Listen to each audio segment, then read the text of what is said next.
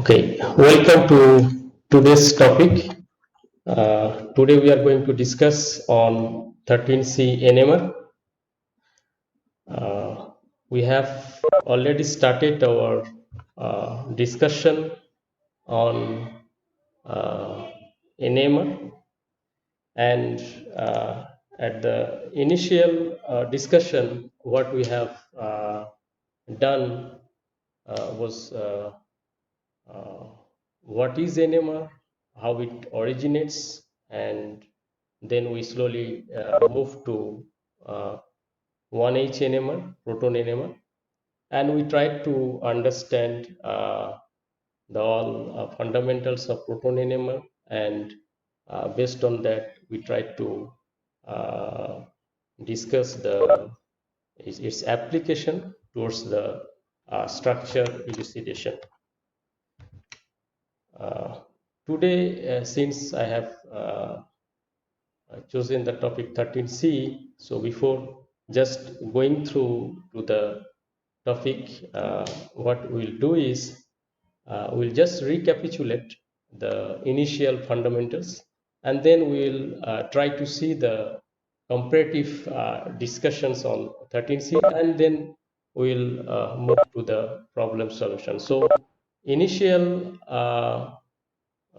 few slides we'll discuss the basics of NMR, and then we'll go to the comparative studies, and that I guess will help to uh, recapitulate the things and to apply for the solving of the problems. Okay, so in NMR, what we have already came to know that since it is the nuclei which are having spin, they are generally responsible in NMR. We have already came to know that among different elements present in the nature, uh, the 1H, 2H, 13C, the 14 nitrogen, 17 oxygen, 19 fluorine, and 31 phosphorus, and 35 chlorine. These nuclei, you have some spins, okay, and there are certain nuclei like 12C, 16 oxygen, okay. So these nuclei, they are having zero nuclear spin. So this particular nuclei, they are not responsive in NMR, but among other nuclei present in the nature, those which are having the nuclear spin, they may be active in NMR, but out of those nuclei having nuclear spin, we find that it is the 1H and 13C and 19F and 31 phosphorus. They have the nuclear spin exactly identical, that is half, okay. And actually in NMR spectroscopy, these are the major nuclei people are utilizing for the NMR, okay. And they behave almost similarly. And if we look at the nuclear spin state, all of them, since you have the nuclear spin is half, so all of them is having nuclear spin state will be 2, because you have the nuclear spin state is defined as 2I plus 1. And if you put I as half, so we are getting as 2. Now, what will be these 2? What are the spins? So it will definitely start from plus I decreased by 1 unit, and it will end to minus I. And if we put I as half, so it will be plus half minus 1, then that will give us minus half, which is reaching to minus I. So in that case, we see the plus half and minus half, those are the two spins find for these elements these elements, okay, which are allowed. Now, what does it mean this plus half and minus half? So this plus half means you have the spin in anti-clockwise rotation, and minus half is clockwise rotation. Okay. Now this anti-clockwise and clockwise rotation, they can be at any angle. So your nuclei can be in this state, your nuclei can be in this state, or these are the different states and many other states possible depending upon the angle. So your nuclei can be in different situation in the space and still being spinning in anti-clockwise, and similarly the case for the nuclei with minus half spin in the space uh, with a multiple orientations. Okay. Now, in these situations, for all of these these four nuclei, for different type of elements, what will happen in the nature? This is the situation of your nuclei. Now, if you apply the magnetic field, what we have learned that since your anti-clockwise spin is having uh, the north pole generated at the upside and south pole generated at the downside. That is based on your right hand thumb rule we have already discussed, that a positive charge species, if it is spinning, we have the magnetic field generated at the top side, and the bottom side will be uh, the south pole generation. Now this particular nucleus spin, so say suppose this is the nucleus spin, you have different orientation here, and you are placing this nucleus spin of different elements. Okay, I mean this, say suppose one particular element, what we'll see is that they will,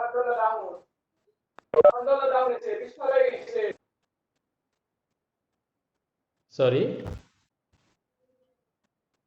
any problem? Okay, No, sir. so what we'll see is that these spin states, okay, at different angle in the space, what it will, they will organize themselves in a particular orientation, and this will be the orientation because your magnetic field strength is this side, your north pole is here, your south pole is here, and you are applying the magnetic field. So your magnetic propagation start from north pole to south pole, and that will help this nucleus spin to be oriented in this direction, which we call towards the magnetic field. Now, what will be the case if we go to the uh, next slide? Let us see.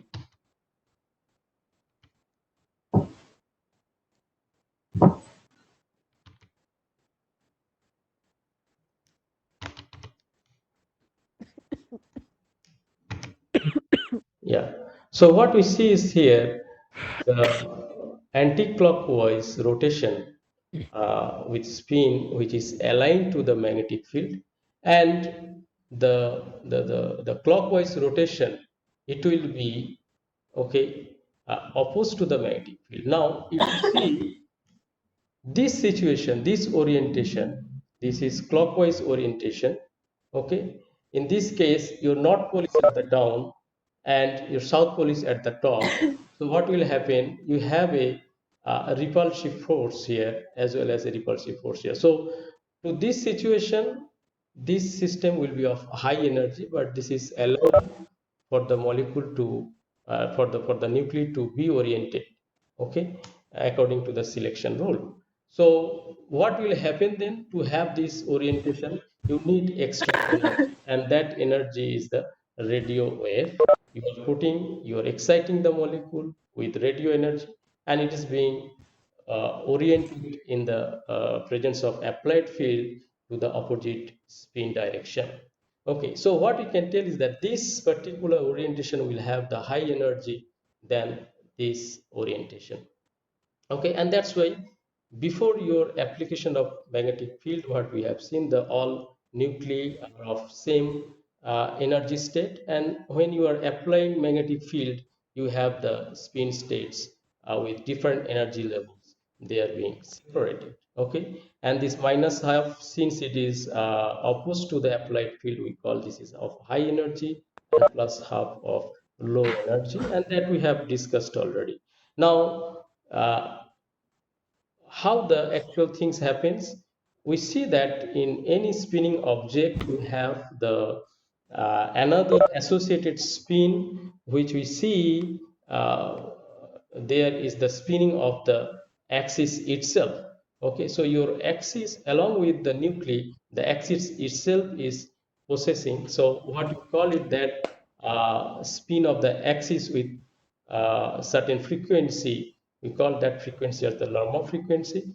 Now, with the increase of your magnetic uh, strength, what we see, the Larmor frequency increases, and at certain point, if your applied field is similar to the Larmor frequency of the axis of a nuclei, we tell that the absorption happens and your spin gets inverted. So what we can see at that situation, that means the nucleus taking the external energy radio wave and being converted to its opposite spin. That means it is going to the higher energy level. That means it is from plus half to minus half. So that we have discussed in the our regular discussion for proton NMR. And since all of these nuclei, the proton, the 13C, the 19 fluorine, and the 31P, they do the same thing. They all are having the plus half or minus half two spin states. Now, what we have to go through again to understand other features of the NMR, we have to know the population of the different spins, okay, in different states. So the nuclei with in a situation at room temperature and with say suppose of 60 megahertz frequency, what we see that according to Boltzmann distributions, we find that the upper and lower state populations of a particular nuclei is like this fraction, so 0.0999991. So that means we can rewrite this one as this way, and this tells clearly that the upper part is 9 number less than the bottom one.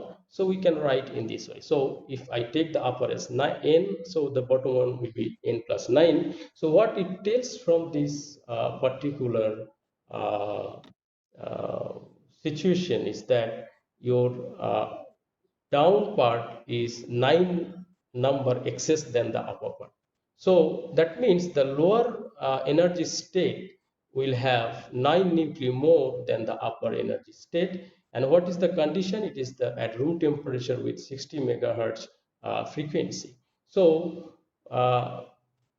if we go for a higher frequency, this number increases, and that we have given the list and we have discussed already. So what we came to know that at lower frequency, the excess nuclei, this 9, okay, what we have seen for 60 megahertz system at room temperature, uh, at lower frequency it will be decreasing, and at higher frequency it will be increasing.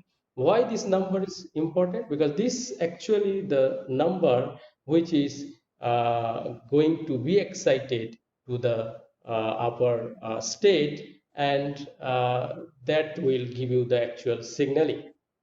Okay, so that means always if you have higher frequency machine, we will be having more number of nuclei will be at the lower state. So you have more number of scanning will be there. You have more time. So what you can observe that your signal will be better.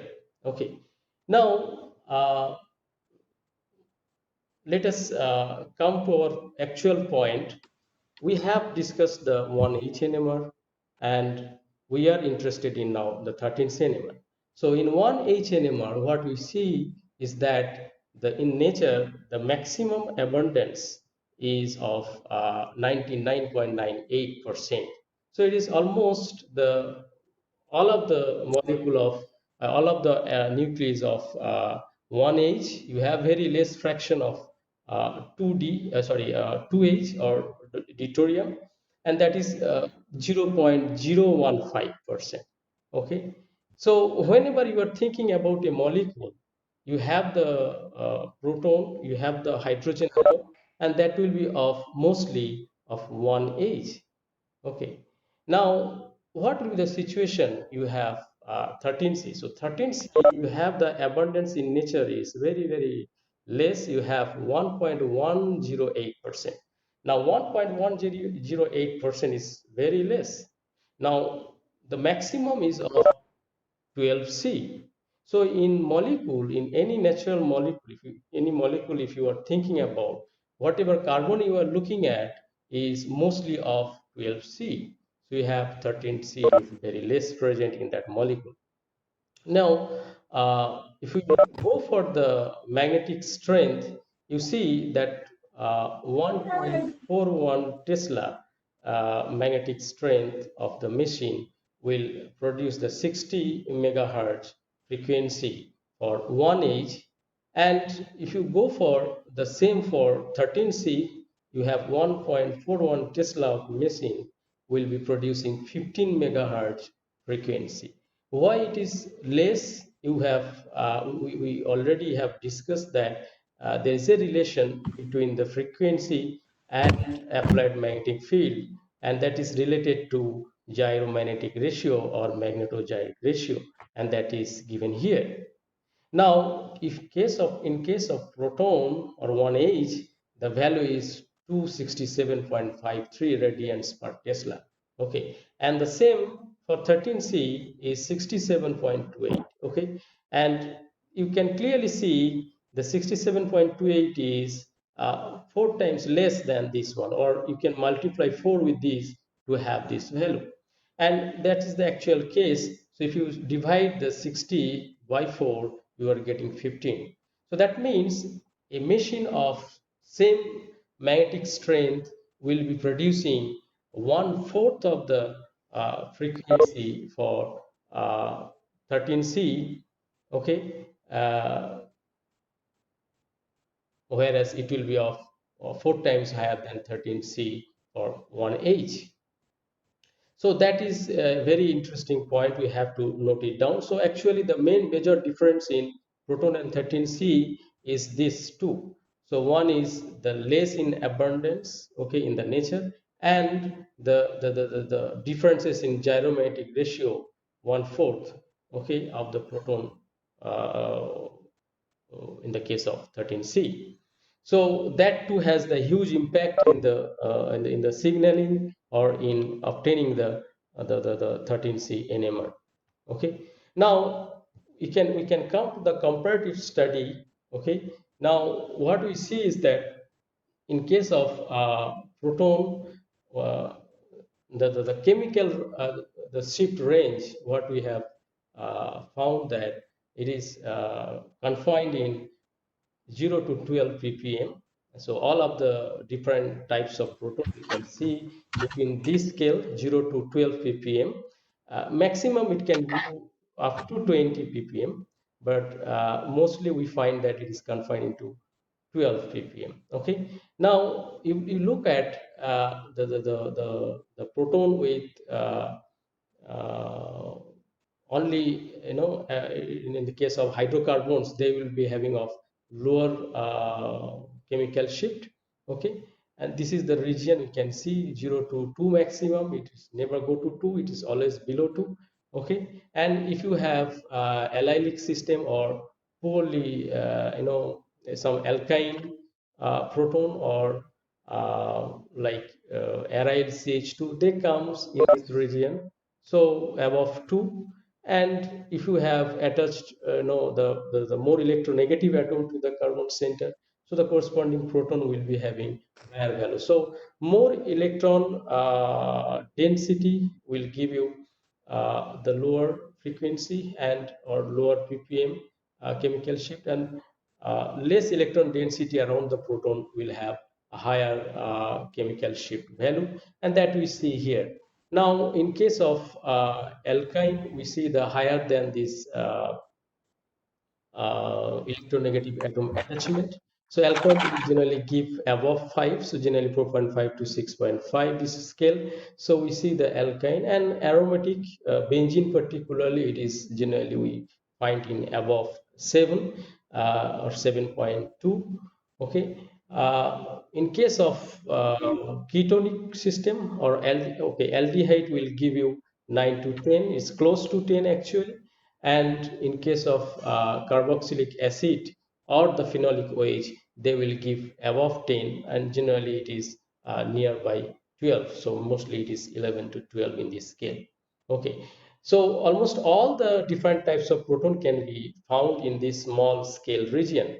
And due to this small scaling, what we find is that most of the cases, the protons with less differences in its electronic environment will merge together.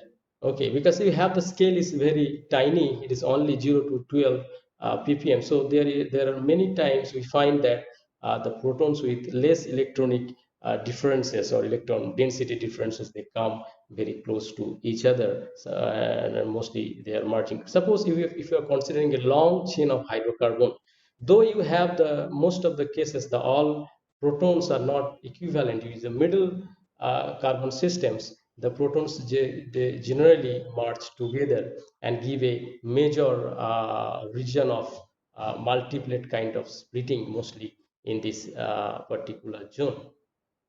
Now, in case of 13C, the scale is completely different. In case of 13C, we have to know that the scale is much bigger. It's more than 20 times. So we have like 0 to 220 ppm is the scale. So if you look at it is 0 to 220 ppm, you have a huge scale.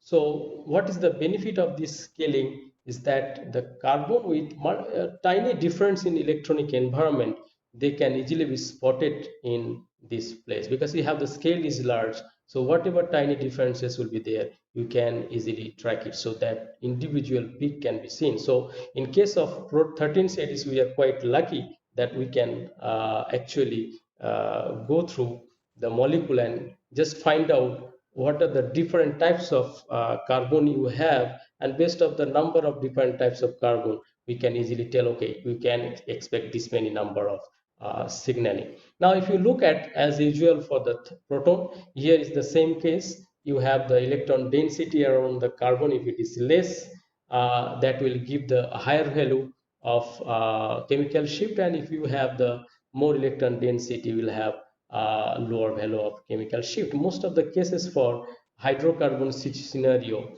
you have the carbon attached with hydrogen, and hydrogen is less is more electropositive than carbon, so you have electronegativities around 2.1, whereas the carbon is 2.6. So that means the bond, the electrons present in the bond will be towards carbon. So you have the carbon with more electron density. So we call it, it is more shielded. So it will be at the lower region. And if you are increasing the number of, you're replacing the hydrogen with carbon, means suppose you are going from primary to secondary to tertiary, you are actually replacing the hydrogen with another carbon, and you are slowly decreasing the electron density around the carbon. So value will be quite high. Okay, so from moving from sp3 with primary to tertiary, your value will be from lower to higher, and that we see that in the case of that type of hydrocarbons, your value actually comes from within 50. So below 50, most of the cases we find the all values. Okay, 0 to 50, actually it is 8 to 50. Okay, within that scale. And then before no after 50, we obviously try to find out if the carbon is attached with other electronegative atom. Okay, and you always see this, you have a range of scale, because you like if I pick up this example, like for connections with oxygen, you have a scale like this around 45 to it is increasing around maybe 80. Okay, so this scale is due to because you have the other connections here. If you have all hydrogen, it will be lower. If you have more like if you are replacing the hydrogen with carbon, the value will be increasing. So in this way you have a scale, but the tentative scale we should know it is more or less close to 50. Okay, so or above just 50. Now if you go for chlorine, it will be definitely a bit less electronegative, so value will be a bit lower, okay, than oxygen system, and bromine will be again a bit lower system. Now, for triple bond, the value it comes to around like 65 to 90. And in case of alkyne, the value shifted. It's going for more than triple bond that we have discussed already. You have diamagnetic anisotropic the impact, and that actually we see for both of alkyne and alkyne and alkene. But in case of alkene, the carbon, we have seen that it will have less opposing field experiencing, so you have the more value for carbon in case of alkene. But for alkyne, your the opposite magnetic field will be more, that we have already discussed. So alkyne generally will get a bit lower value. Now, in case of benzene, we'll be obviously getting a bit more value than the regular alkene. And for carbonyl, obviously it will be far more. And carbonyl are of two types. You have the regular carbonyl like keto or aldehyde, that will be much higher than you have ester, amide, or carboxylic acid, or acyl chloride. Okay, so that will be a bit lower. So in that system like ester or carboxylic acid, that value comes near about 170 or 75, those region below 180 or 85. Now in case of aldehyde, the value will be a bit high than ester or this amide carbon. So what we find is that that value generally comes close to 200, so above 185. And for case of ketonic carbon, the value will be generally more than 200.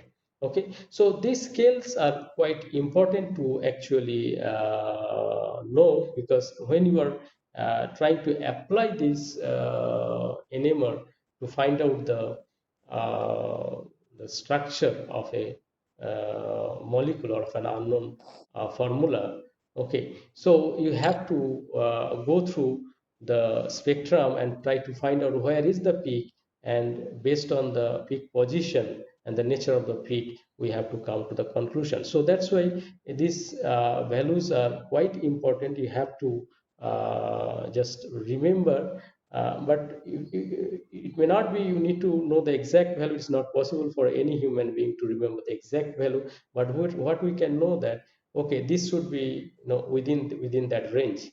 The range can be, we can somehow remember, and that will help a lot. Now,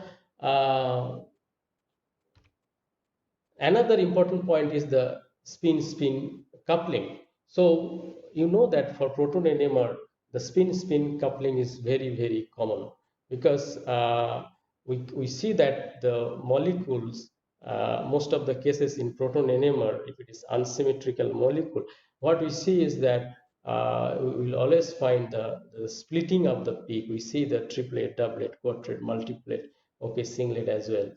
So you know that the number of peaks generally is related to the number of proton associated, okay, and the value comes like 2ni plus 1, where n is the number of proton, and if you have certain number, you can find out what is the number of peak it will have. Now, for example, we have here ethyl acetate. Now, this molecule, you have this proton here, methyl proton, you have methyl proton, and you have CH2 here. Now this methyl proton, you don't have any proton nearby, because this carbon, you don't have any proton. So we don't see the splitting of this particular proton in this particular molecule. And this proton we should be expecting as singlet, all of you know, I guess. And in case of this and these two protons, two different types of protons, we should be expecting the splitting. Here this proton will be splitted due to these protons, and this proton will be splitted due to this proton. Now here, if I consider the splitting of this particular methyl, what will be the splitting? You have to look at the nearby carbon. So you have the nearby carbon, this one, and you have the proton here. So what is the number of proton here? You have two protons. So what will be the splitting of this one? We have already came to know through this equation. It will be 2ni plus 1. So your I is half, so you can put half. So that means 2 plus 1, it will be 3. So this particular proton will be splitting this particular methyl proton into triplet, and this CH2 will be similarly will be splitted into quadruplet, because we have 3 protons here. So n plus 1, that means 3 plus 1, 4. So it will be quadruplet, this will be triplet. Now we can clearly see here, so this will be singlet, we are seeing here the singlet, this will be quadruplet, so it will be quadruplet here, and this will be triplet, we are finding this is triplet peak. Okay, now what will be the scenario for 13C of the same molecule? Now same molecule 13C, if we look at how many carbon you have, different type of carbon you have, 1 2 3 4 different types of carbon we can have. So we can clearly expect that 4 peak we should get. Okay, now in this case, the 13C splitting we don't see, like 1H splitting. So we don't see 13C splitting. So it's quite easy to understand that if we go through the next slide, we can find the actual reason. Now in nature, we have 1H proton is of 99.98% and 2H of 0.0156%. Okay, this is the distributions of hydrogen isotopes in the nature. Now, whenever you are talking ethyl acetate molecule, that is definitely formed from the elements of the nature, okay, like the hydrogens if I consider. So what will happen? The ethyl acetate molecule will be definitely of 1H proton enriched. Okay, so that means you have 1H here, okay, all the protons, so that will be of 99.9%, greater than 99.9%, because you have 1H abundance in the nature is 99.98%. Okay, and what else you can have, the other molecule also possible in the in the nature. When you are, if you try to synthesize this one, eventually you will be also synthesizing this molecule. Okay, but that concentrations will be too less, because suppose you have a deuterium here.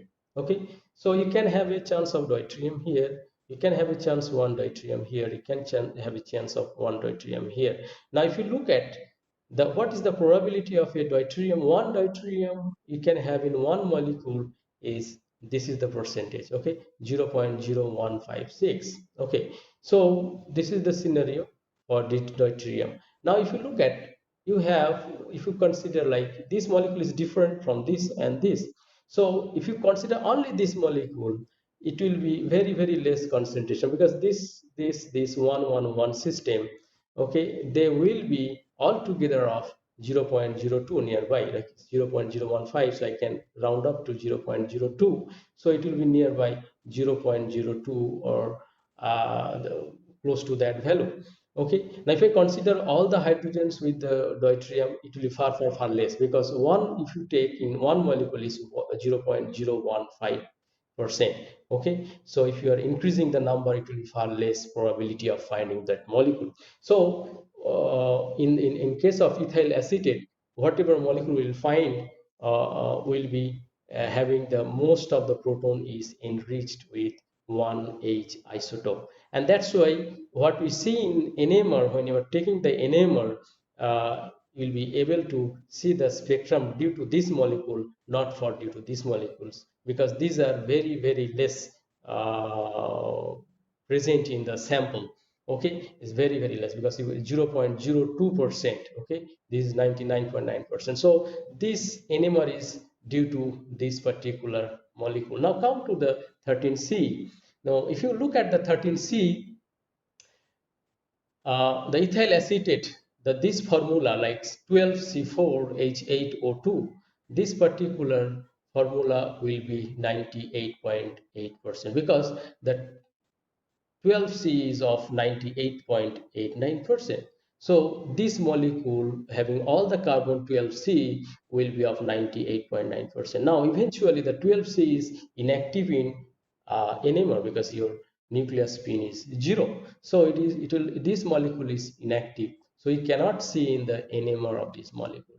Now what we have to look at whether the molecule is having 13C. If it is 13C, then it. So what is the probability of the having 13C present in the ethyl acetate molecule? Now, one 13C having probability of 1.108%. Okay, so that means this formula 13cc 13C 12C3 H8O2. So this particular formula is NMR active. Now if you look at this formula, you can have the 4 different arrangement. You can have the 13C here, you can have the 13C here, you can have the 13C here, you can have the 13C here also. Okay, these all 4 molecules together will be of 1.1%, remember. So in case of 13C, you are not having one molecule is producing the spectrum, rather you have the collective molecules. Okay, individual molecules are showing the spectrum, and that spectrum, whatever we are having, is the collective spectrum, is the additive spectrum. This carbon will be contributing in one carbon, this carbon will be contributing another, this carbon will be another, and this one. So these 4 peaks are coming from 4 different molecules, we can tell in these cases. Okay, so remember the proton NMR, we are having the spectrum for one molecule, whereas the 13C for this particular ethyl acetate, we are having spectrum is obtained due to the 4 molecules. Okay, now you can clearly understand the probability of finding the splitting. It will be very, very less. The 13C splitting will be very less. Why it is very less? To have 13C splitting, you should have the 2 carbon of 13C isotopes. Okay, should be together. Okay, so I mean it's side by side. Okay, they should be connected with a single bond. Okay, now if you look at the scenario, you have the 13C, 213C atoms, or 213C isotope in a molecule, or in ethyl acetate in this case.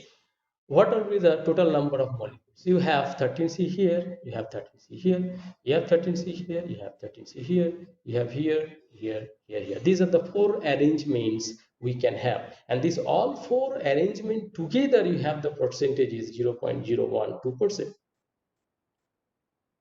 Now you can easily understand the probability of this particular arrangement, which is responsible for splitting, okay, is how much? It's very, very less. You have at least 1/4 times of this one, so 0.003. Okay, so it will be very, very less chance of having this molecule present in your system. So 0.003 is very, very less, almost negligible. Okay, so that's why we don't see the splitting due to 13C. Okay, and you have the actually, now one may arise the question that, sir, we have the proton nearby, so proton is NMR active, and you have the 13C here, we should be able to see the proton is coupling with 13C. Obviously proton is coupling with 13C, and that's why you have different techniques developed. You have the proton coupled 13C NMR, you have proton decoupled 13C NMR, you have off resonance decoupled 13C NMR, and you have much more different types of 13C NMR. You have DPT, you have two-dimensional, you have, there are a lot of many different techniques available. Now for your case, we'll be confined with proton coupled 13C, proton decoupled with proton decoupled 13C, and off resonance proton decoupled, off resonance decoupled 13C. Okay, so uh, another important part is you have integration.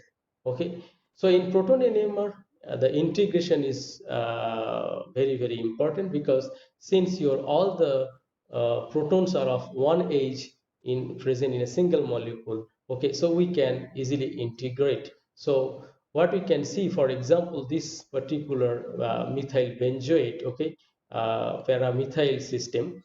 Okay, so this particular molecule, you have here the different type of protons, here different types of protons, here different types of protons, and this case also different types of protons. So what we see is that you will definitely see four signals, one for this, one for this, one for this, and another for this one. Okay, now this proton, you don't have any proton nearby, so you'll be having a singlet here. This proton, sorry, you'll have a singlet here. This proton, you have no proton nearby, so it will also show a singlet here. This proton, you have a different proton present at the this particular carbon, so they can couple. We call it at ortho coupling. So you can have a coupling of these two protons. So this will be doublet, this will be doublet, and we are seeing that two doublet present here. Now you can, in the instrument, what you can do is you can do integration, and integration will tell you how many protons are present at that particular signal. Okay, in this particular signal, you see it is machine generated integration. You have a 3.07 value here. That means this is telling you have three protons here. This particular peak, you will also have 3.00, so that means it is also having three protons. This particular, you have 2.02, so this is also telling you have two protons here, and this particular 1.98, this is close to 2, so we can take it as 2 also. So that is telling 2 plus 2 4 plus 3 plus 3 6, so 4 plus 6 is 10. So this molecule is having 10 protons. So you can clearly see the benzene ring is having 4 proton, and this methyl 3, and this is 3, so 6. So 4 plus 6 10. So overall this molecule is having 10 protons. So you can easily find out the number of protons here. Now in case of 13C, okay, we are able to find the number of carbons. If you do the proton decoupled 13C, means you are suppressing the proton, so you are not allowing the proton to couple with the 13C to make it more complicated. So you are just allowing the 13C NMR. You're switching off the signaling of the protons impact. Okay, so what you are doing is you are trying to find a number of carbons. Okay, so you have 1 2 3 4 5 6 and 7. So you have benzene ring is having excuse me, benzene ring is having 1 2 and 1 2, so 4 carbon. You have 5 6 and 7, so you should be able to 7 signaling. Look at the values 1 2 3 4 5 6 7, so you have 7 signals.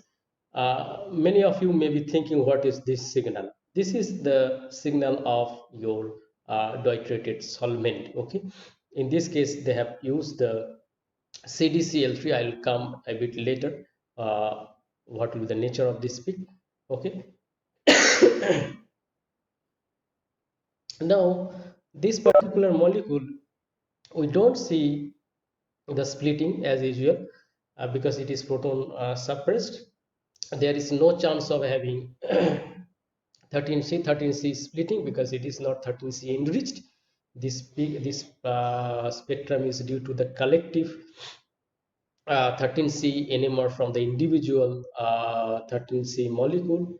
Okay, like what I have shown here with different indications. So this small ball, okay, is telling the 13C. So for this case, you have 113C here. This is the number of chances. Okay, these two molecules, they are having the same number of 13. So like these two are equivalent position here, in these two are equivalent position, so that two are having the same color.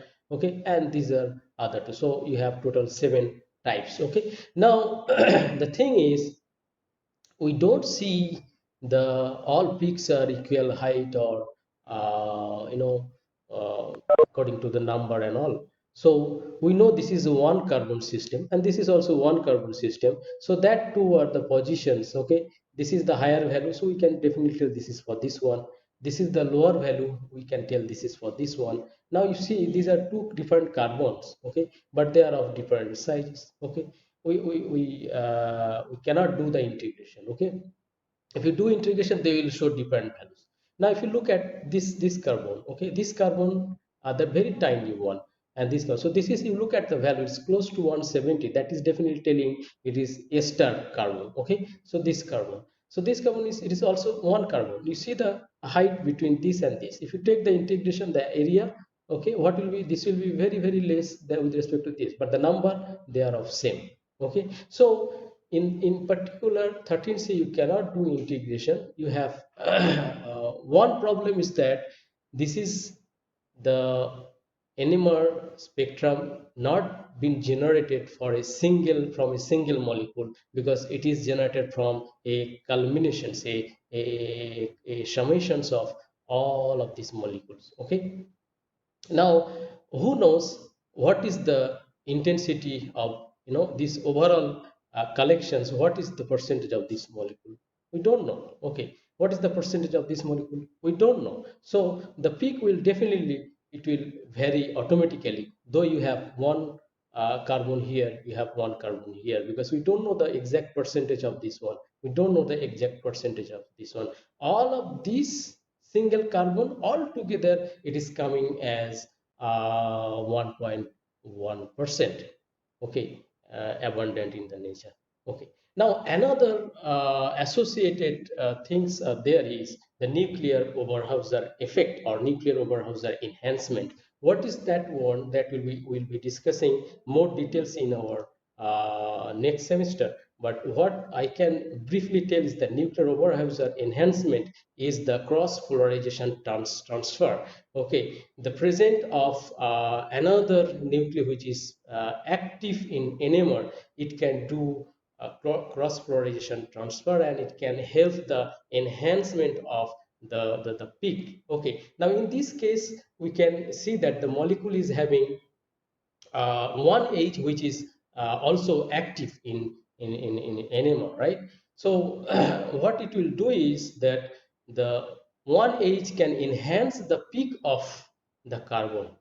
Okay, now if that has been given here with the equation, is that nuclear Overhauser enhancement maximum can be of 1/2 zyromatic ratio. Okay, between the irradiation of a nuclei and the observed nuclei. Now in this case, what we are observing is the 13C.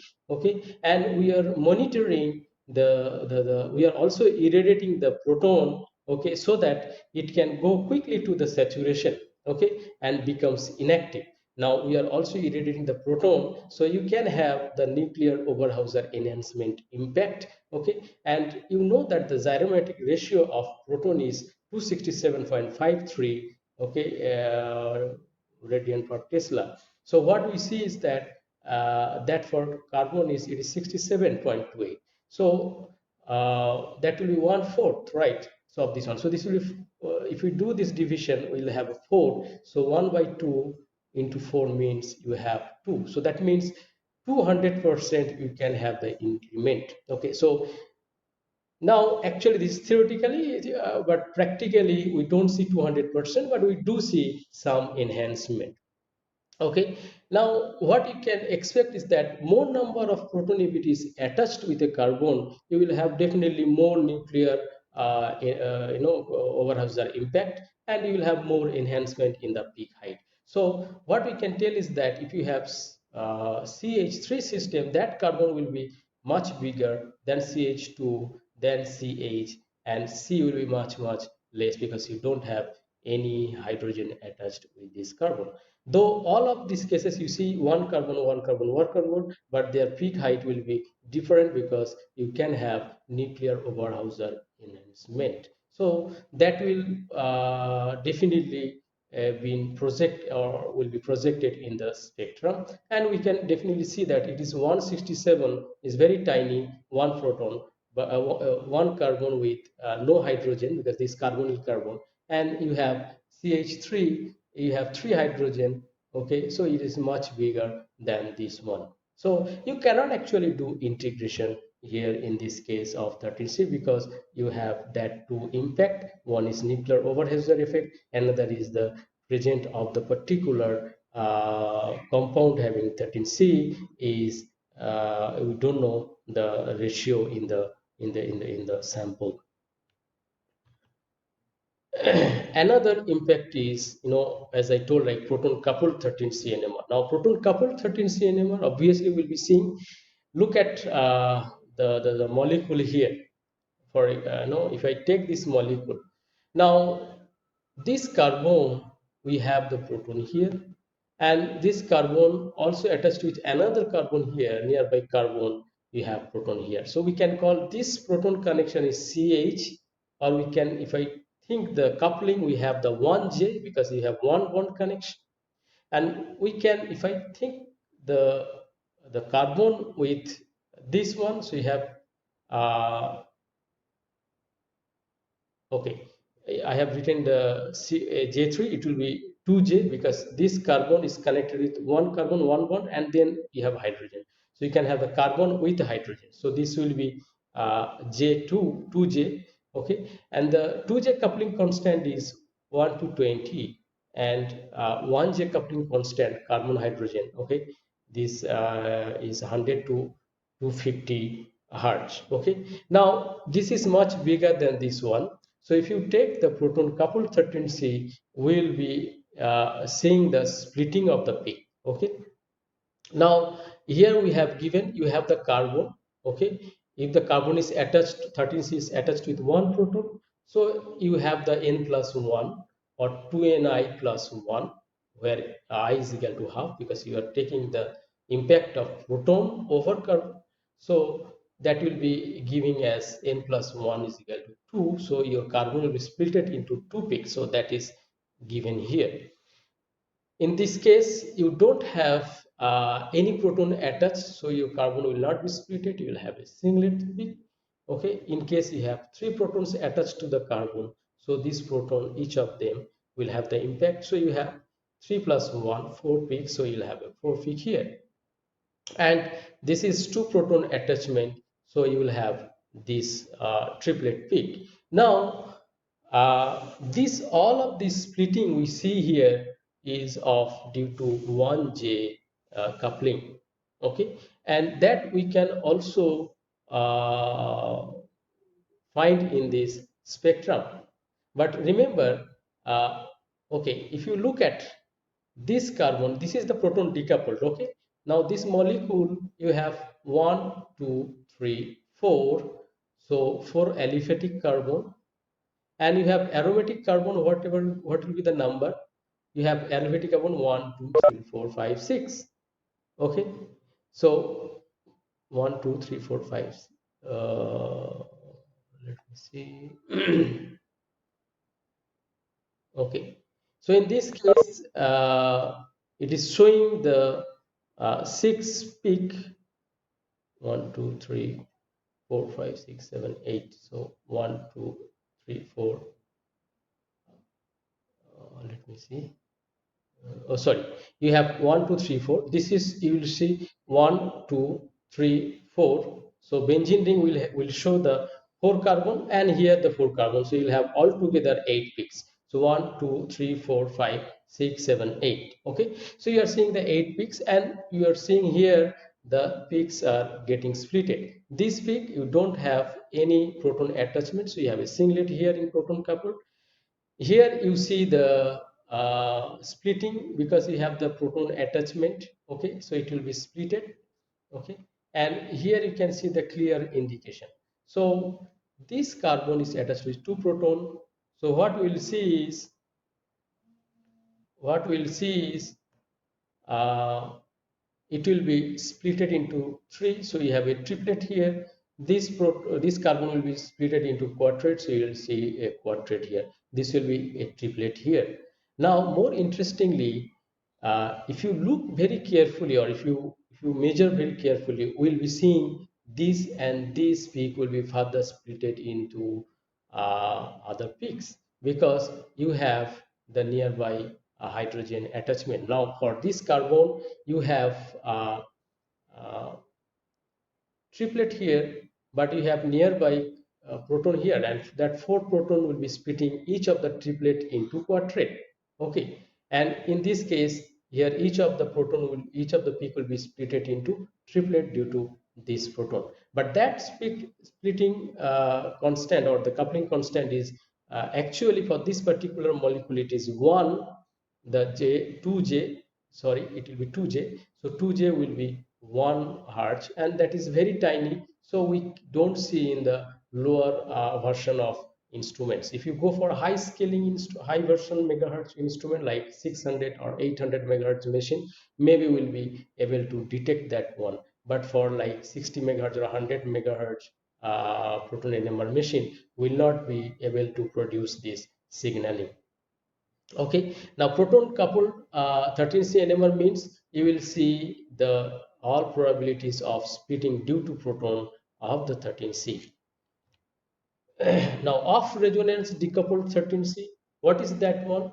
So here is experiment is done in such a way that you don't see the 2j splitting. You can see only 1j splitting. That means you have the impact of proton on that particular carbon, so which is attached with that carbon. Okay, so in this case, the attachment should be directly to the carbon.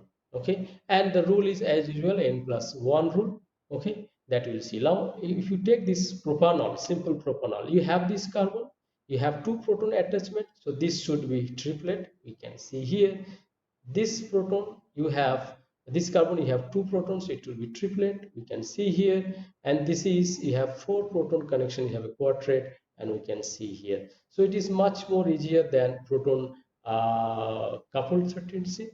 So we call this one off resonance. We are this is experiment is done in such a way that you are not allowing the 2j coupling, rather you are allowing only 1j coupling impact. Okay, another important point is the NMR solvent. Okay, NMR solvent, we have to know where it is coming and how, what will be the nature of your peak. Now, the CDCl3, say suppose CDCl3, what we have seen is that it shows the residual solvent peak in proton NMR. Okay, and that comes around 7.26, which is of nature of singlet. Okay, and that is not due to the CDCl3, that is due to the little bit of CHCl3 present in the deuterated solvent, and that H is showing the signal. You have one proton, so you are getting a signal of singlet. Now, in 13C, it will be not like that. In 13C, when you are using the deuterium, you know that deuterium is nucleus, you have the nucleus spin of 1. So you will see the impact of deuterium. Okay, and that will be 2Ni plus 1. If you take the number of deuterium as N, and I is the nucleus spin of deuterium 1, so you have 2Ni plus 1 will be simplified to 2N plus 1. Okay, now, in case of CDCl3, you have a triplet because you have one deuterium, so 2Ni plus 1, N is 1, so you have 2 plus 1 is 3. And in D2Cl2 means deuterated methylene chloride, or DCM, dichloromethane. Okay, what we will see? We will see a quintet or 5 peak splitting. Okay, so you have 2 into 2 plus 1, so you'll be having 5. And in case of acetonitrile D3, we can see this carbon will be split into 3 peaks, sorry, 7 peaks. Okay, and this carbon will be split into will be generally getting as singlet. Okay, now let us see the distributions. In case of proton NMR, if it is triplet, we see it is 1 is to 2:1. But in case of deuterium, or in case of 13C, what we see is the splitting is not 1 is to 2 is to 1 if it is triplet. What we see is that the splitting will be 1 is to 1 is to 1. Why it is 1 is to 1 is to 1? In case of deuterium, the I value is 1. So the spin states, allowed spin states will be +1, 0, and -1. So that means your deuterium has the +1 spinning state has the same population as of 0 spinning state, and also of -1. So that means equal probabilities are there. So that means if I put this as +1, if I put these symbols as 0, if I take this opposite as -1, okay, and for one deuterium you have the one atom or one type of atom can have three different orientation. So you have three different orientation of equal probability, so we are getting 1 is to 1 is to 1. It will be more clear if I take the multiple T system. So let us take the CD2Cl2, okay, which is showing the quintet at around 53.5. This means if it is singlet, it will show at 53.5. The middle one is 53.5, and based on the coupling constant, it will be splitted, or it will be distributed both sides. So it will be all together 5 peaks. Now, how the 5 peaks are coming? You have two deuterium. Each deuterium can be of +1 or 0, and 0 and -1 orientation. Okay, so now I can place these two deuterium of same side, okay, like these two. So it will be +2. Okay, I can arrange like +1. I can take this one as +1, and this is 0, will be giving as +1. Another deuterium here, I can change their spinning state. So this deuterium can be now 0 spinning, and this deuterium can have +1 spinning. So these are the two different orientations. So this is the +1 will be of so this is 1, this is 2. Now if I take 0, 0, how I can put two deuterium? Both the deuterium can have the 0 spin. One deuterium can up spin, this is +1, another can down, and you can have the opposite also. Which one I have taken up in the previous case, I can take as down or -1, and the opposite I can take as +1. So you can have a three orientations. Okay, so that will be 3. So 1 is to 2 is to 3.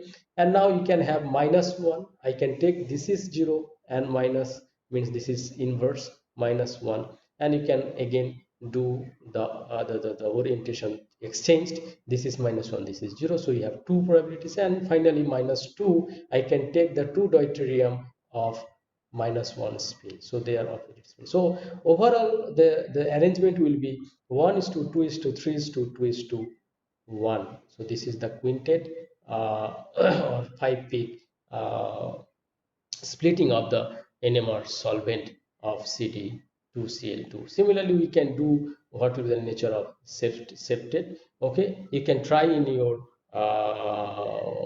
as your home task what will be the orientations, or what will be the ratios of the peak of this CD3CN. Okay, the CD3 where it will show and how it will be splitted. Okay.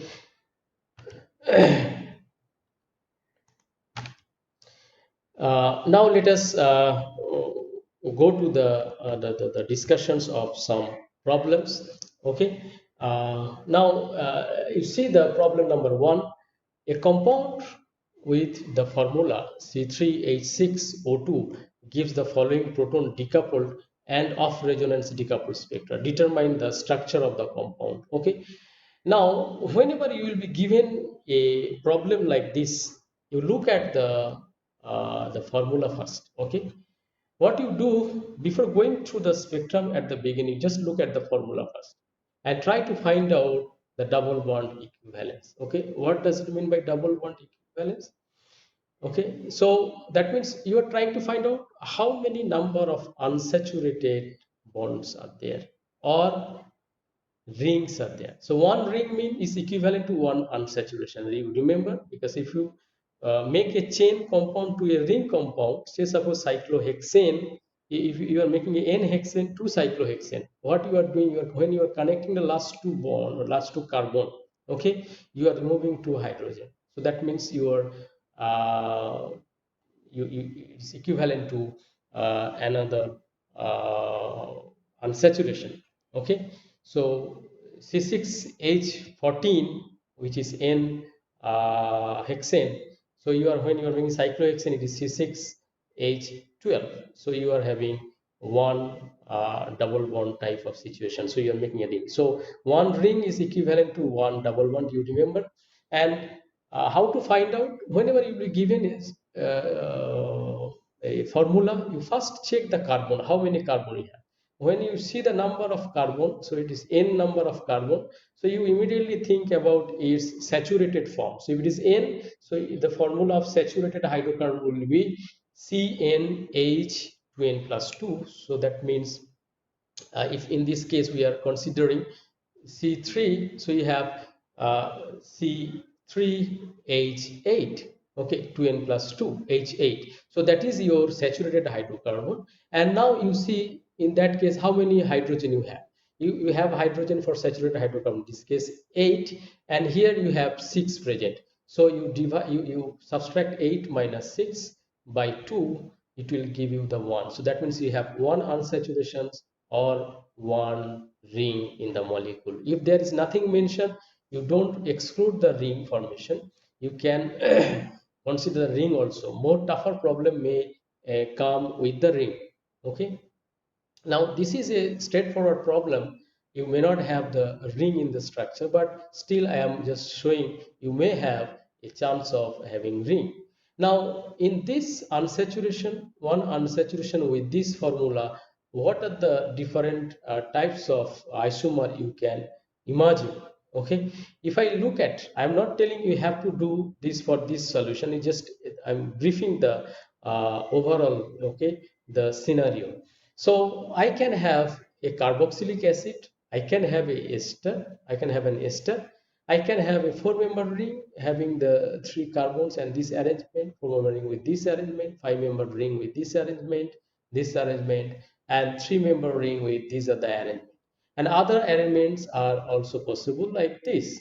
Okay, now clearly from here we can easily think this is not a stable molecule, because you have a carbon with two hydroxyl group attached on the same carbon. It will be collapsed immediately to give you this one. When you are having this one, you are having one unsaturation, one ring. So that means this is double bond equivalence is 2. So this is, you can nullify. Okay, you can cancel out this molecule. If this is a hydroxy with unsaturation, it will be immediately tautomerized to give you the aldehyde. Okay, so this can be another molecule. Now if you look at this molecule, same thing, it can be tautomerized. You can have a double bond here.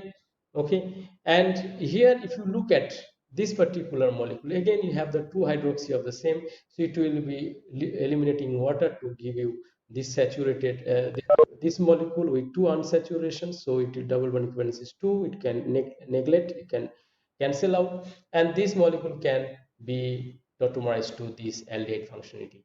Now among this among this ring, what we can see is that this molecule you have okay, now you come to the two spectrum. You see the 13C. 13C is showing 1 2 3 3 peaks. So definitely this will not show 3 peaks because it is a symmetric molecule. So these two will be same. Okay, so 1 and 2 peaks. So this is nullified. This is symmetric, this is symmetric because you can pass through the plane. So this will also be nullified. This is nullified because it will show 1 peak and 2 peak in 13C. It will also show 1 and 2 peak. Okay, so 1 peak and 2 peak, these two are equivalent. So this is, you can nullify. Okay, now you can have these molecule and this molecule. Now clearly if you just look at the position, now I'm not going off resonance now, because if I go off resonance it will be very easy. Now let us just come to a more tougher situation. Only just look at proton decoupled. What is the position of this carbon?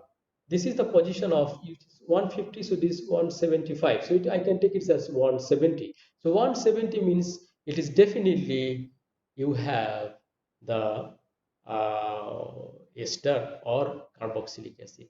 Okay, the region. Okay, now you look at these are the molecule don't have ester or carboxylic acid. You can quickly eliminate this one. Okay, now here you have aldehyde. Aldehyde you will definitely get at above 185 or close to 200. Okay, so these all aldehyde and keto you can eliminate. So what is remaining? You have only left with these two.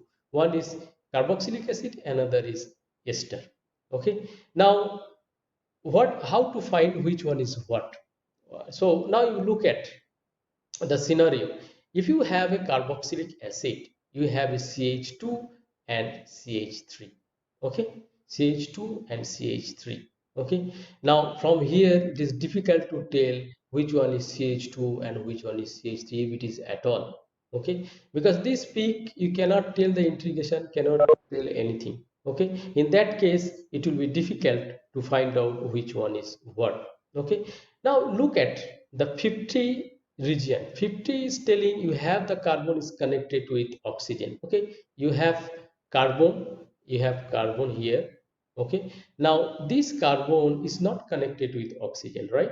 This carbon is not connected with oxygen. This carbon is not connected with oxygen. This carbon is connected with carbon only. This carbon is connected with carbon only. So it cannot be above 50. So these two cannot be above 50 for this molecule. It should be below 50. Okay, should be below 50. Above 50, if you remember the scaling, okay, above 50 will be definitely connected with some electronegative atom generally. Okay, so you don't have any carbon in this molecule attached with directly oxygen, so we can just look at this one and tell, okay, this is definitely not this molecule, this is only this molecule. But now for a simplicity, we can just look at the off resonance decoupled. That will tell you the how many proton is connected with that particular carbon. Okay, let us look at this one. You have quadrate, so that means you have 3 proton connected with this carbon, so that is definitely a methyl. So at 20 around ppm you signal, you have a quadrate with methyl. What is the situation here? You have a quadrate here around 52. Okay, so this quadrate is telling you have methyl but it's connected with oxygen, so OMe. So you have a methyl, you have OMe, and this particular singlet, you see this singlet is around 170 nearby. Okay, ppm it is singlet, so it is a carbon which is not having any proton. Okay, so we can think that is definitely this molecule. So carbon with no proton, you have a double bond, you have, so this is OMe and this is methyl.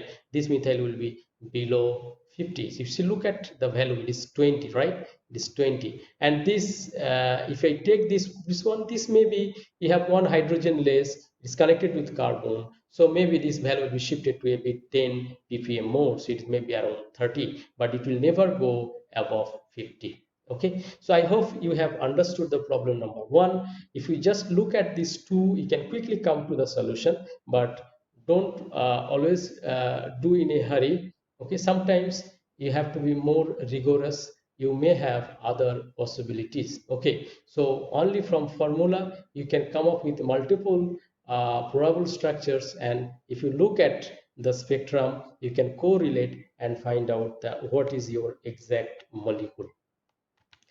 Now, problem number 2, I guess all of you have been able to track that how many signal of a particular molecule can show. Like here in proton decoupled NMR 13C NMR signaling, what we see is that this is ethyl acetate. So you have 4 different types of carbon, 1, 2, 3, 4. So you are getting 4 peak, okay, 4 peaks. Okay, now this molecule para bromobenzoic acid. So how many signal you can expect? You have carboxylic acid carbon, so you will see 1 peak. What will be the situation for benzene ring? You have 1, 2, this 2 will be same, this 2 will be same. So you have 4 and 1 5. So you have 5 peaks. Okay, what will be scenario for this one? You look at in the benzene ring, definitely the carbon will be 1, and benzene ring you have all the carbon are different. You cannot find it two carbon are same. Okay, so all the carbons are different. So in benzene ring 6 carbon, you will see 6 peak, and this carbon will be showing 1. So it is total 7. This molecule you have it is symmetric molecule, you can just pass through here. So this and this methyl will be same, and this benzene ring will show this is 1. Okay, and this, okay, so this is not 4, it will be less, you will have 1 peak. So this will definitely not 4, it will be 1, 2 and 3. So you'll have 3 peaks, not 4 peaks. 4 is the wrong answer here. Okay, because this carbon will be same, you'll get 1 peak. This is a different, okay, 2, and these 2 will be again same, and that is similar to this one, and these two same. So in benzene ring you will see actually 2 peak, 1 and 2, and in carbon, in methyl as 1. So it will be 3, not 4. Okay, it will be not 4. Many people may do this mistake. Okay, so it will be 3. And what will be the scenario for this one? This one will be definitely 1, 2. Okay, and your all the carbon on the benzene ring will be different. So this 1, 2, 3, 4, 5, 6, and this 2, 8. So you'll be seeing 8. Similarly, here we'll also see this molecule is a symmetric molecule. So you can have 1, okay, 2, and so the benzene ring will show you 1, these 2 will be same. Okay, this will be same, this 2 will be same. So 1, 2, 3, 4 and 5, 6. No, this is the same. So you have a methyl 6. So you have total 6. So methyl 1, this carbon 1, 2, and this is 1, 2 and 3. So and 4. So this 4 plus 2 is 6. So you just need to be careful. Look at the symmetry, whether the molecule is symmetric or not, or unsymmetrical form. Look at carefully, then you try to find out the non equivalent carbons. Now come to the problem number 3. Following at the proton decoupled 13C spectrum of 3 isomeric alcohols. Now it is quite easy now. It is given as 3 isomeric alcohol. So this is given as your alcohol. Okay. Now a depth is telling. So I will not discuss the depth. Depth will be discussed. More details will be discussed in the next semester. Just we take as the off resonance decoupled spectrum. Okay, analysis yield a singlet, a doublet, a triplet, a quadruplet, and this find out the each spectrum which is responsible for what structure. Now, if you look at the formula C8H10O, sorry, C4H10O, so that is definitely tell you it is a saturated molecule, because you can have a double bond equivalence calculation, and if it is saturated, there is no ring. Okay, so it is a just strange chain structure of alcohol, and you have no ring. Now, what are the probable structure you can have all together with this formula?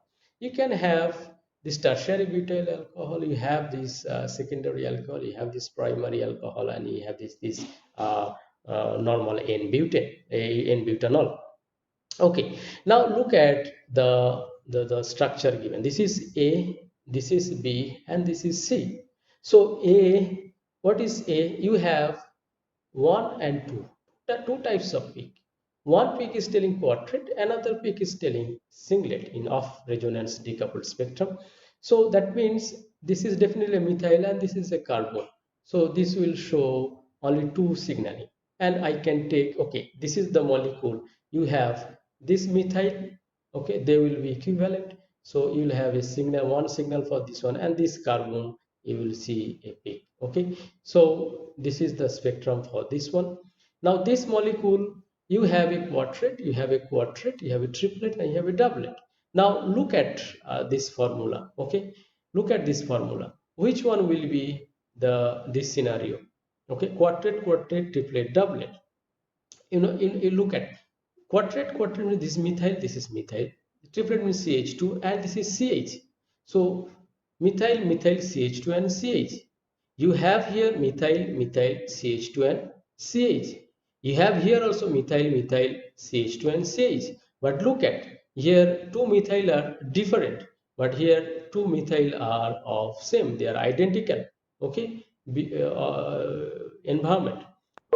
So what we can tell is that this is definitely not for this one. These two are methyl of different environment. Okay, so this and this methyl will be different, both will be quadrate, and this CH2 will be this one triplet, and CH, since it is connected with oxygen, values will be very high, it will be at here, okay, around 70. So the molecule B is this one. Now, what about this one? You have a methyl here. You have this quadrate means methyl, this CH and this CH2. You have three signaling. Okay, three signaling. This molecule, if you look at, you have methyl, methyl, you have CH and CH2. Okay, and this will you will expect as three signal because these two methyl are same. So you see the methyl, both of the methyl are coming same place.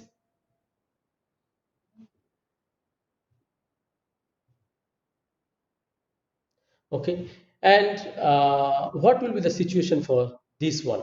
This molecule, you have 1, 2, 3, 4. It should be able to see four signaling. Okay, now this methyl is far away from oxygen to be quadrate. Okay, so you have a quadrate here. This methyl is connected to, sorry, this CH2 is connected to oxygen, so this carbon will be maximum chemical shift. So this is around here, so it will be triplet. This will also be triplet, this will also be triplet. So these are according to their position. So this is closer to this one and this is far away from this one. So this is directly connected with oxygen, this is closer than this one. Okay, so you have triplet, triplet, triplet. So this red is for this one, this blue is for this one, this triplet is for this one, and this quadrate is for this one. So I guess you people have understood this problem number 3. Now the problem number 4. Problem number 4, you look at what is the question. The following spectrum is of an ester with formula C5H8O2. Multiplicities are indicated. Okay, and draw the structure of the compound and assign the peak. Okay, look at this formula. Okay, C5H8O2. So what will be the double bond equivalence? So 5 means if you take its saturated hydrocarbon, so C5H12, right? That is the saturated hydrocarbon. So what will be the double bond equivalent? So 12 minus 8 by 2. So 4 by 2 is 2. So you have two unsaturation present in the molecule. Okay, two unsaturation or ring structure may be there. Okay, now look at the peaks given. Okay, you have a quadrate means methyl because this is off resonance decoupled spectrum. So this is methyl, you have another quadrate, this is methyl, you have a triplet, this is CH2, you have a singlet, so you have C connection, you have singlet, you have C connection. Okay, now the position 20 is the methyl. Okay, 52 I can take, this is OMe. Okay, CH2, the value is given. If you look at, this is 100, this is 150, so this is definitely of 125. Okay, so 125 is CH2. Now you remember the position of the unsaturation. So this is 125, above 100 is your unsaturation, right? So you have a CH2 there, that means it is connected with unsaturation. So you have double bond CH2. Okay, and you have another peak here. So if it is 125, this 150, so I can take this as 135. So you have a carbon, there is no connection of hydrogen. Okay, so you may have a connection of carbon there, you may have a connection of oxygen there, but let me find out what connection it is. Okay, so you look at, this is also above 100. Okay, so we can think this is also kind of unsaturation connection. Okay, so and now this is the carbon, you have singlet which value is around 170. Okay, So 170, okay, it can be a carboxylic acid, it can be ester, but since you have OMe, okay, it's quite obvious that the connection will be ester. Okay, so 170 I can took as ester, and if I took this COMe, carbon, CH2, OMe and Me, so these are the arrangement, so I can put like this. So I have the OMe, so this is OMe connection. Okay, you have a carbon with 170 carbonyl carbon. Okay, so C double bond O, so this carbonyl carbon. You have another carbon which is unsaturation C double bond CH2, so triplet CH2, so you have CH2 triplet connection here, and you have another methyl. Okay, methyl is here, so this connection you have methyl connection is here. So you have this carbon is this one, this singlet, this carbon will be triplet, this methyl will be quadrate. Okay, this one, and this methyl is methoxy methyl, so this will be here. Okay. Hope you have understood the problem. Now question number 5. Excuse me. Following are the 1H and 13C spectrum of the each of 4 isomeric bromoalkenes. So already given it is bromoalkane. Okay, with formula this. C4H9 Br is a single bond connecting atom, so it is behaving as hydrogen kind of, right? So I can take like C4H10 environment, that means it is saturated, so it will be a saturated chain, no ring, so double bond equivalence is 0. Okay, now with this formula you can have a different maximum uh, for okay, the isomer. Okay, now look at this spectrum. You have a long signal, okay, and that is singlet here around maybe 38 like that. Okay, and you have around 62 something.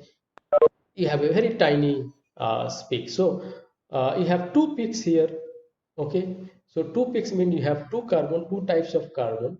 Okay, and if you look at this structure, okay, what you do is first with this formula, how many isomer you can draw, quickly draw that isomer. Okay, all the isomer, and then look at the NMR signaling. Okay, now come to the spectrum A, okay, the 13C and proton. So here the 13C is given not off resonance, okay, decoupled spectrum. So a bit careful you have to be. Okay, now look at these two signal. Okay, now this among these different isomer you will find only this molecule will have, this is two signal. Okay, and this all the methyl are same. So, and this, that means these three carbon will be same, so the peak will be very big. Okay, and this is CH3, again you have nuclear Overhauser effect, so it will be much bigger. Okay, and this is the quaternary one, so it will be very tiny present here. If you look at the proton NMR, what will be the proton NMR of this particular molecule? This carbon don't have any proton, so you will not see any signal here. Okay, only these carbons are having proton, but these methyls are all equivalent, so you will get a singlet. There will be no splitting, so you will have one singlet. Okay, which is much bigger here, and that value is around below like 2. Okay, so you know the hydrocarbons they give below 2. Okay, only hydrocarbon will be below 1, but you have the bromine here somehow in the molecule, not directly attached with this carbon, but still you have some impact, so it value is going a bit high, but it will be definitely below 2. So you have a very large singlet here, so these two will be for this particular tertiary butyl bromide is the bromoalkane. Now look at the compound, the spectrum B, so carbon B, okay, and proton B. Now look at here, how many signal, 1 2 3 4. Okay, so 4 carbon. So you have 4 carbon here.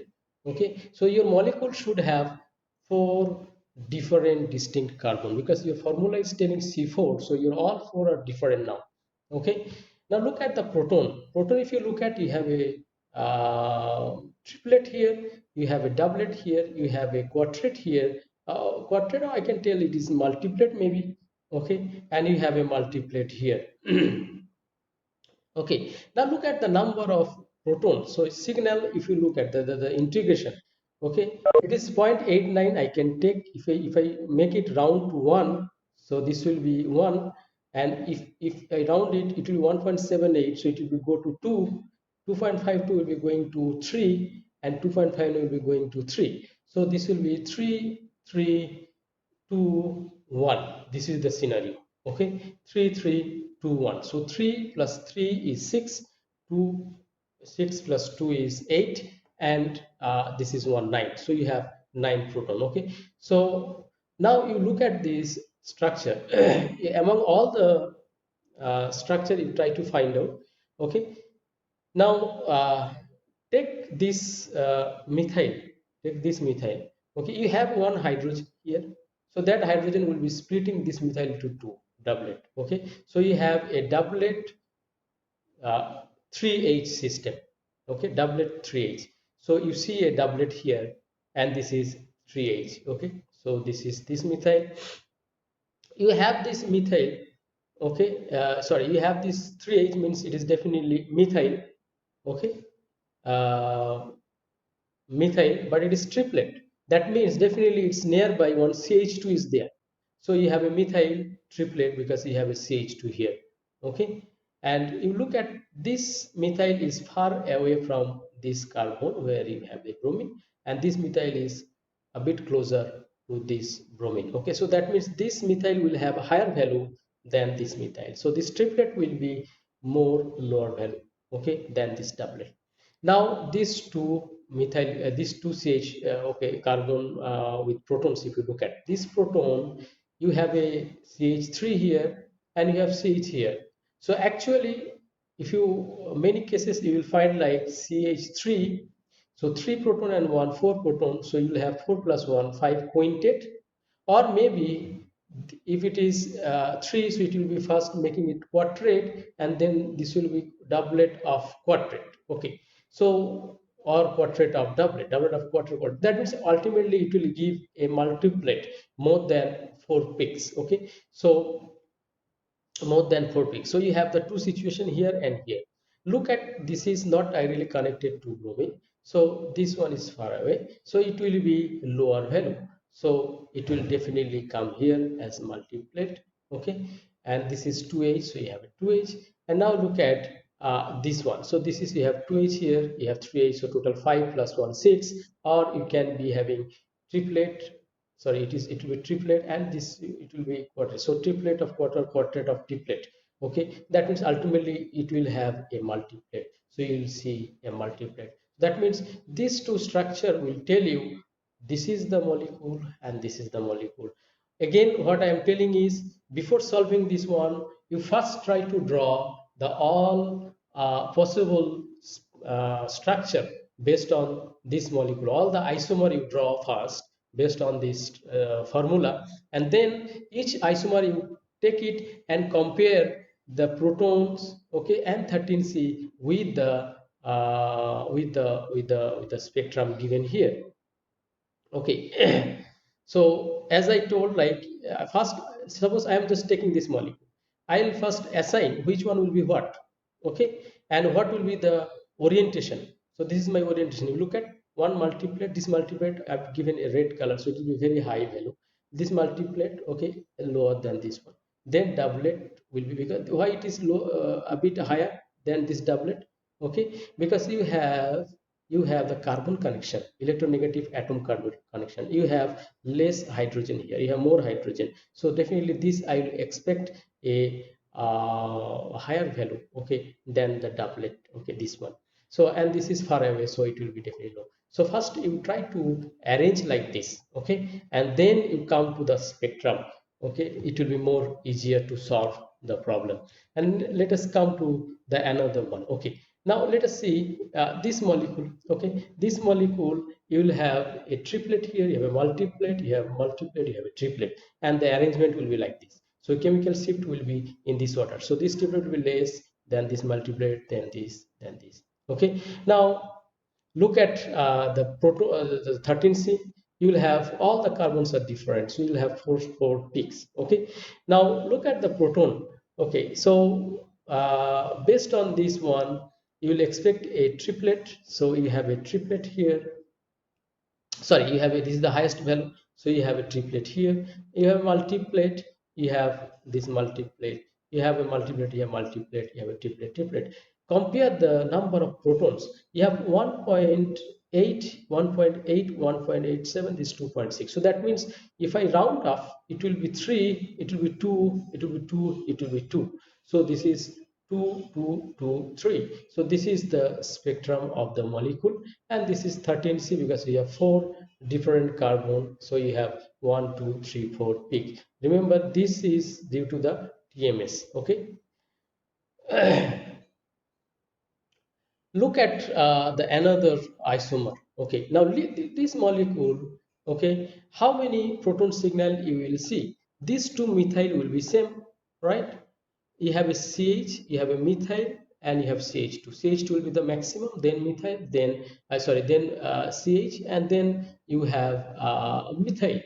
Okay, so that means you will get 3 signaling, and that is you are seeing as 3 signal, 1, 2, 3. Okay, now this middle one will be multiplet, this is doublet, and this methyl will be doublet because you have CH here. So CH will be making it doublet, CH will make this methyl as doublet. So you have 2 doublet, 1 multiplet. Okay, where 1 doublet will be more desilted and another double will be shielded, so in this region. Okay, so this is the structure. You can verify with the 13C also. What will be the number of 13C? 13C will be, these two will be same, so you have 1, 2, 3. So you have 3 signal, 1, 2, 3. Okay, 1, 2, 3. So this is the molecule. You see here a tiny peak arise. This is maybe the impurity. This is not the actual peak of the molecule. Okay, this is maybe the impurity. If your proton NMR is matching nicely, then sometimes if the molecule is not properly purified, the some signal may arise. Okay, so you have to be a bit careful. Now question number 6. Question number 6 is you look at following at the proton and 13C spectrum of the 3 isomeric ketones. So you see the given already 3 isomeric ketone means you have one unsaturation already told. Okay, with formula this. Now you have to verify whether you have more unsaturation is there or not. So that's why you need to know what is the double bond equivalent. So 7 means you have 14 plus 2, 16 is the hydrogen for saturated form, C7H16, and so that's why 16 minus 14, 14 is present here, so by 2 is 1. So you have double bond equivalence 1. So that means, and this is ketone already told, you have unsaturation. So you have one unsaturation in the molecule, and that is ketone. So the molecule is definitely don't have, it's a chain structure, it doesn't have any ring. Okay, so now as I told, with this formula you have to be very careful. What are the number of isomer you can draw with this formula? You can quickly try, but let us look in a different way. Look at the spectrum. Okay, look at the proton. How many signal you have? You have 1, 2, 3. How many carbon each? How many proton it shows? It shows 1.96 means 2. This is 2, 4, and this is 2.9 means 3. So 2 plus 2 plus 2 to 4 plus 3. So 7. How many proton you have? 14. You have proton showing 7. You have proton is 14. So definitely you have to think this is a symmetric molecule. So other 7 is exactly the same. Okay, so this is a symmetric molecule. Now look at this structure. Okay, so you have a triplet, and you have a multiplet. Okay, so if I draw this structure, triplet, triplet, multiplet, and this is the symmetric molecule. Okay, you can pass through. So this is the exactly same. So triplet, triplet, multiplet. So how many signal you should get in 13C? You should get 1, 2, 3, 4. You verify 1, 2, 3, and 4. So this is the some impurity. Values are given on the top. You see. So these are the actual signal. Okay, so you look at the keto, it is above 200, right? So 211, so it is above 200. Now you can clearly see this structure is actually the molecule which will show these two spectrum. This is 13C and this is proton. Okay, this will be triplet. Why? Because it is 2, so 2 plus 1 will be triplet. This will also be triplet. Why? This 2, this 2, so it will 2 plus 1 triplet. Okay, and this will be multiplet because you have 3 and plus 2, 5 plus 1 6, or it can be like quadrate of triplet, triplet of quadrate, like this condition. So that will give a multiplet scenario, and you will have this is the structure of this molecule. Look at another example. So again, you count the number of protons here. So 6 and 1, 4, 6 and 1, 7. So this is again a symmetric molecule. You have 14, you have 7 proton. So that means it's a symmetric molecule. How many signal you should be able to see in 13C? Okay, if it is 2 proton signaling it is showing, you should be able to see 313C signal. Okay, 313C signal. Why it is 313C signal? Who can tell? So it is quite easy. If you are seeing the two types of proton, okay, and definitely you have another carbon which is carbonyl carbon. So you have two types of proton, means it is connected with two types of carbons, okay, and you have another carbon is carbonyl carbon. So you have three signal. You see 218 is the carbonyl carbon. You have 38 and you have 18. Okay, now look at the nature of the peak. Okay, look at the nature of the peak. You have 6, okay, 6, okay, proton here, and it is doublet. Okay, and this is multiplet. Now look at this structure. This 2 methyl, which you have 6 proton, okay, it will be doublet because you have a CH here. Okay, so when you are saying this doublet, okay, 6 methyl, okay, a 6 proton, a doublet means definitely to see you have a nearby carbon which is having one hydrogen. Okay, so one hydrogen, and that is connected with another carbon which is having 6 proton, but it's not possible. One carbon cannot have 6 proton. So that means you have to think you have 2 methyl there. Okay, and this 2 methyl is here. Okay, now if we take the multiplicity of this one, you have 6 plus 1.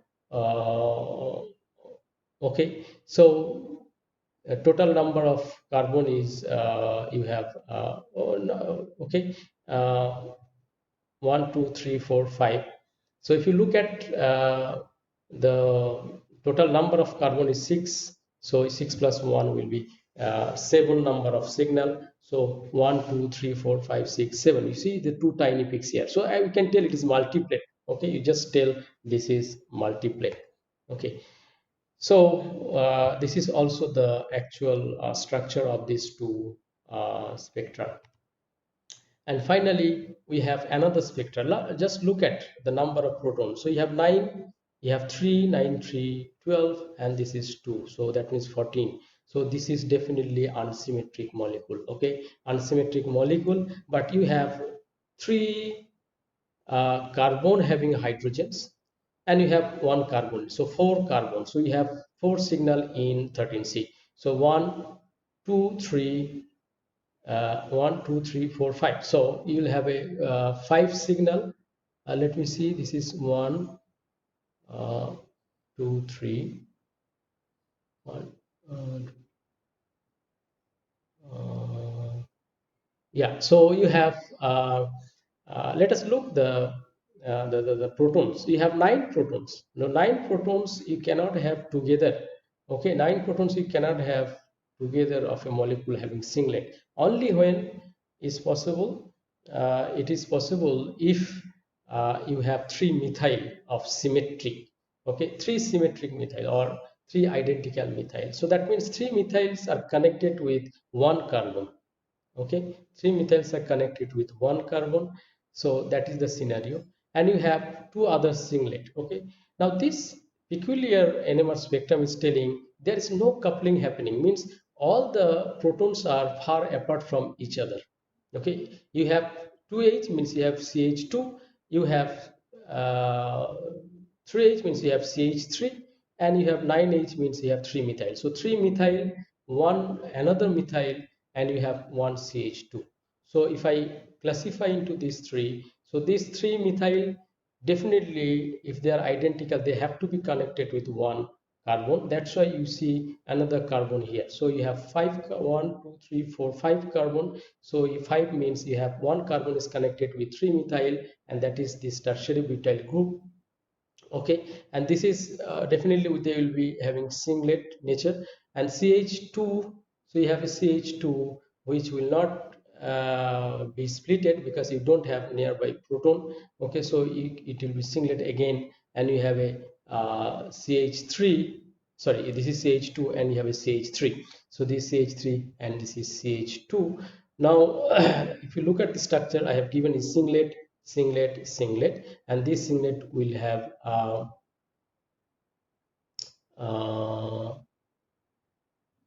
okay, this is this singlet, you have a higher value. I gave some wrong signing here. Okay, if I take the blue as the highest one, so CH2 will be higher than CH3 because you have less hydrogen here. It is more, you have connected with carbon, more electronegative than hydrogen. So you have more electron, less electron density around the proton. So you have CH2 higher than CH3, and this CH3 is far away, so it will be much lower. So this case you have this carbon will, this proton will be of high value. Okay, high chemical shift. So I think you have understood that the nature. If you look at the almost not visible at, but the it's given some value means it has a signal here. Okay, so that is the carbonyl carbon, and this is the methyl. Okay, and this is the methyl. So this is one methyl, you remember it's a very weak 9. Okay, 3 carbon same. So this is one methyl. You have another methyl which is okay, which is if I think like you have a carbon. Okay, and you have a carbon here, you have carbon with hydrogen, so this peak will be much bigger than this peak. Okay, so so 1 2 3 4 and 5. Okay, that we see now above 50 we are seeing here one signal. Okay, generally it tells the it is connected with directly with oxygen, but there is no oxygen single bond connection.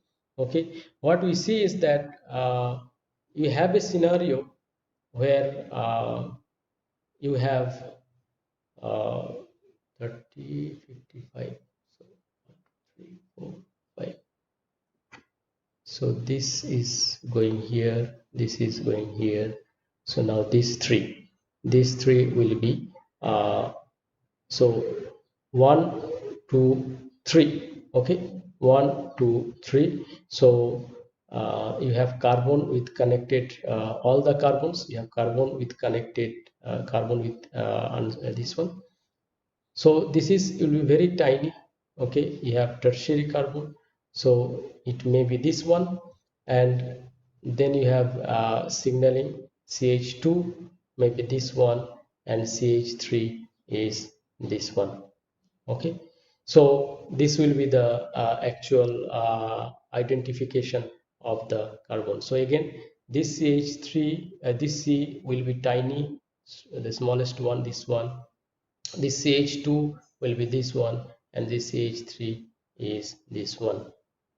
Okay, so hope you have understood the analysis of the spectrum, and you have understood the solutions of those problems. So in future we'll be discussing some other topic.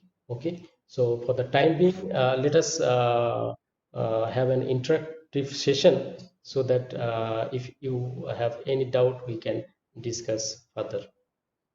So anybody has any queries?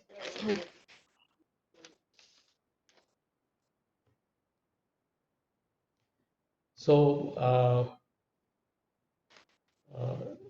do you have any personal questions regarding this particular topic?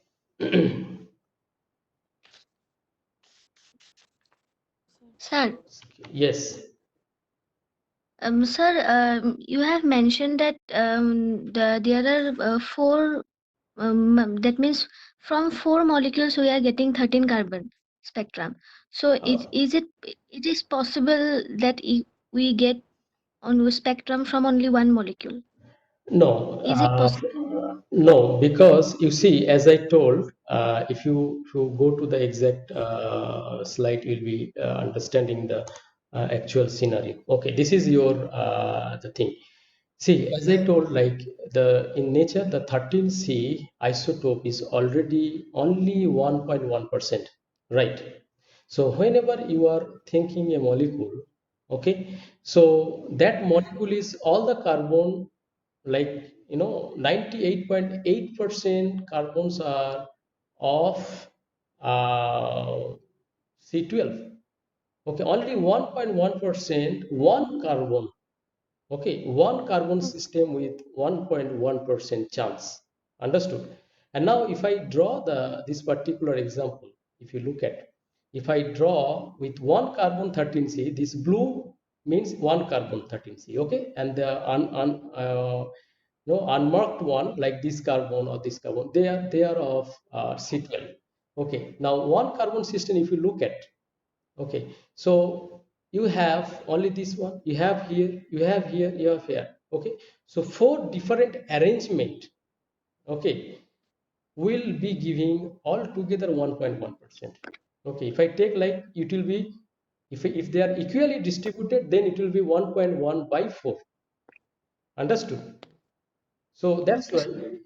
you don't have any chance. Okay, in 13C, what we see is that since your abundance of 13C isotope is very less, your actual spectrum is due to the summation of individual 13C signaling of individual molecule. Like this molecule will be showing what signal? Only this signal.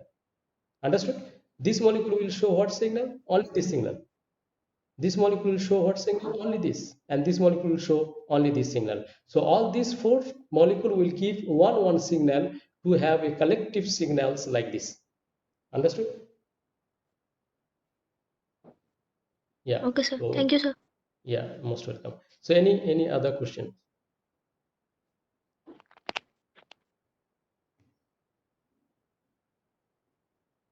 Anybody? No, sir. Yeah.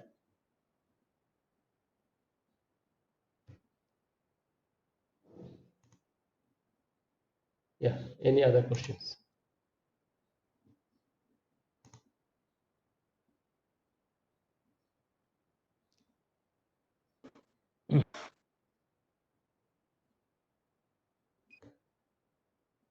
Just quickly go through the. I guess you have understood the difference between proton and 13C. Okay, so that is much more important.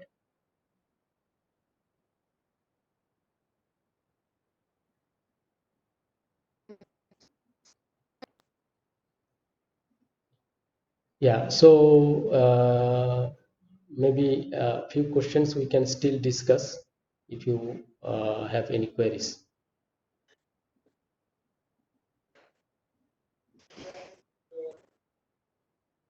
So you understood the difference between proton coupled 13C and off resonance decoupled 13C. They are not same, right? In proton coupled 13C, you can have 1J coupling due to proton, 1H as well as 2J coupling. Okay, but 2J coupling constant is less. That's why we don't see in lower strength of NMR machine, like low magnetic power or low power of frequency. That machine will not show the 2J coupling. Okay, and it will be almost similar to off resonance proton decoupled 13C, like it will be only showing 1J, but actually it will be it is composed of both 1J as well as 2J splitting. Sir, hello, sir. Yes, yes. Sir, 6 number question problem, sir. DB how to calculate, sir? 16 minus 14 by 2 is equal 1.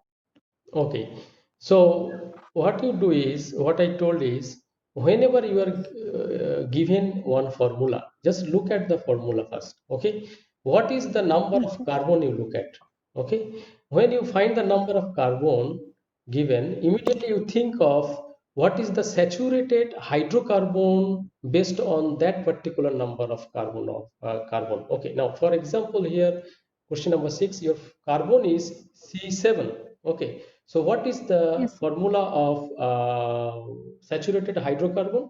It will be CN. Okay, yeah, 2n plus 2, right? H2n plus Yes. 2. So that means 7 means 2 into 7 plus 2. So it will be 18. Yes, sir. This is, sorry, 16, right? 16, yes. 14 plus 2 is 16. So that's why 16 minus 4, 14. So 14, how many is given here? 14. So you should have a 16 for saturated. So 16 minus 14 by 2 is the actual number of unsaturation or the ring. Okay. Sir, I have a doubt regarding that NOE.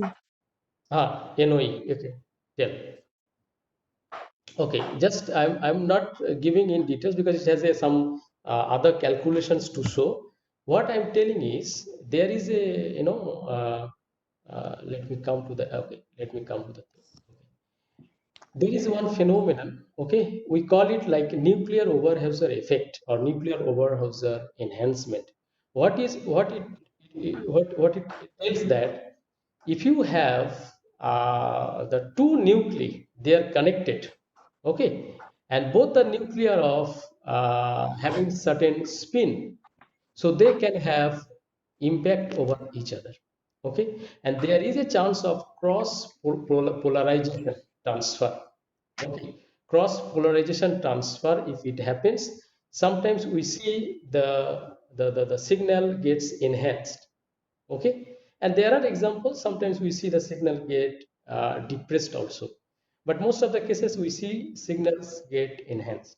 Okay, so that enhancement we call it nuclear Oberhauser enhancement. Okay, now that depends on what are the nuclei present in your molecule. Now in your molecule, if you, most of the cases what we see is that what we deal with is that we have generally the hydrogen and we have the carbon. That is the most cases which are active in NMR, right, which are having the nuclear spin. Now if you look at the 13C, you have the hydrogen also there, 1H, right?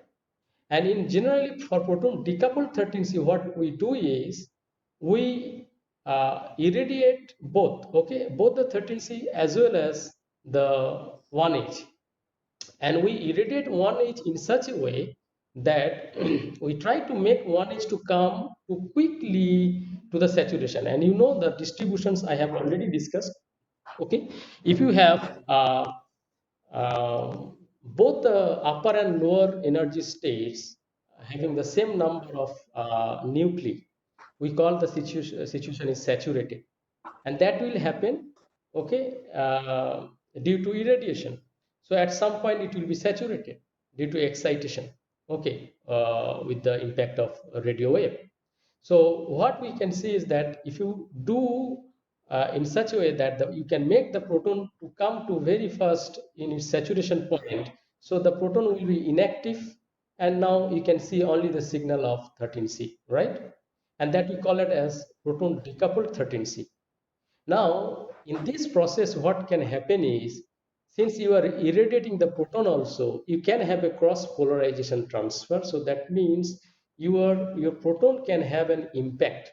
Okay, and that impact can be shown by this equation. You see, you have NOE max, okay, is equal to 1 by 2 gyromagnetic ratio irradiation and gyromagnetic ratio of observed molecule. So your observed nuclei. So what is the nuclei you are observing? It is the 13C, right? You are concentrating on 13C. So you are also irradiating the proton. So proton has the gyromagnetic ratio of 267.53, right? And whereas the 13C is having 67.28.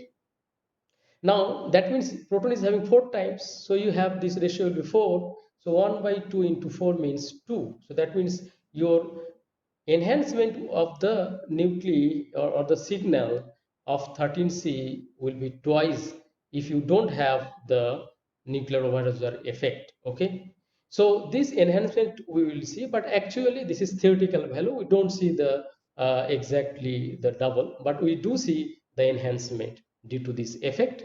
And you can clearly find that if you have the number of proton more, you have more impact of this one. And if you have number of proton more, since you have more impact will be there, so your carbon will be more enhanced. So that's why we see the one carbon having 3C is bigger in height, okay, then one carbon with one carbon with 3H will be bigger in height than one carbon with 2H, than one carbon with 1H, than a quaternary carbon or the carbon having no hydrogen. Okay, so they are all one carbon system, but your peak height will be different due to the NOE. So this is the major impact. And another another impact is, since the NMR is 13C NMR is from individual carbon, okay, so what we don't know what is the exact percentage, okay, and that can have the impact too. So these two actually giving the overall unsymmetrical arrangement or unsymmetrical signaling of the 13C of any molecule. Is it clear? Yes, sir. Any other queries? Sir, sir, Yes, yes. question number 4 is C58 S8O2. Then how, sir? So Question this number one not 4. understand. Question Yes, sir. number 4. Okay, this one. Yes, sir. Okay, so this is Yes. not understood. Okay, see Yes. here the spectrum given is off resonance decoupled spectrum. Okay, off resonance Mm. decoupled spectrum. And if you analyze this spectrum, what we find that from the chemical formula, you can find out the double bond equivalence, right? So you have C5. So you quickly count the what is double bond equivalence. So C5 means your hydrogen should be in its saturated form will be of 12 number, because 5 into 2 plus 2 is 12. But your hydrogen present is 8. So 12 minus 8 by 2 will be your double bond equivalence, that is equal to 2. So that means you have 2 unsaturation or some ring will be there. Okay, now look at this molecule, the spectrum given. Let us see the spectrum whether you have any unsaturation or not. If you look at the spectrum of resonance decoupled spectrum, you have a quadrate here, that means this is the equivalent to methyl. You have a quadrate here around 50, so this will be methyl, but it should be connected with one oxygen, one electronegative atom, and here in this case you have only one electronegative atom, that is oxygen, one type. Okay, so this is definitely will be OMe. And if you look at this CH2, this triplet, that means this is CH2, right? This is CH2. Now look at the value. What is the value of this CH2? This is around 125, around 125. This is 100, this is 150, so this is half, so it is 125. So 125 CH2, 125 means this is definitely unsaturation. Okay, so that means this CH2 triplet means CH2, and that carbon definitely is connected with an unsaturation.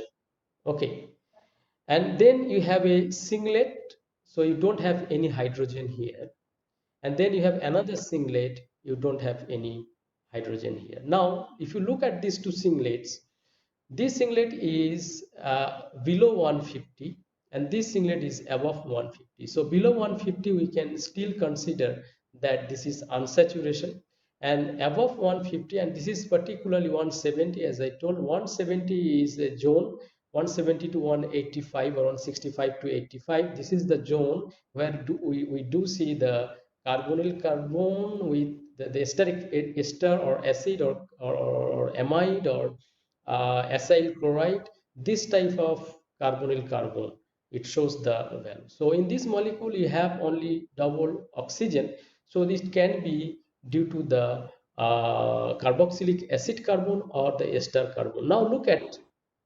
the situation.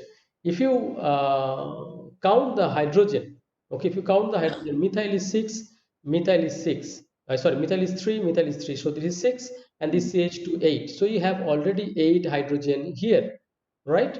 So that means this is definitely not carboxylic acid. Okay, so your hydrogen is already here, it is matched with the formula, so that means this is not carboxylic acid. Okay, so this is definitely the ester molecule. Okay, now you have the COOMe, you have another carbon which is attached with unsaturation, you have CH2 attached with unsaturation, you have OMe separately, and you have a methyl. Okay, so you have a methyl, you have OMe, okay, you have a CH2, and you have two carbon which are singlet. So this is one, this is one. One carbon is with unsaturation, another carbon is of ester molecule. Okay, ester moiety. So this is your ester.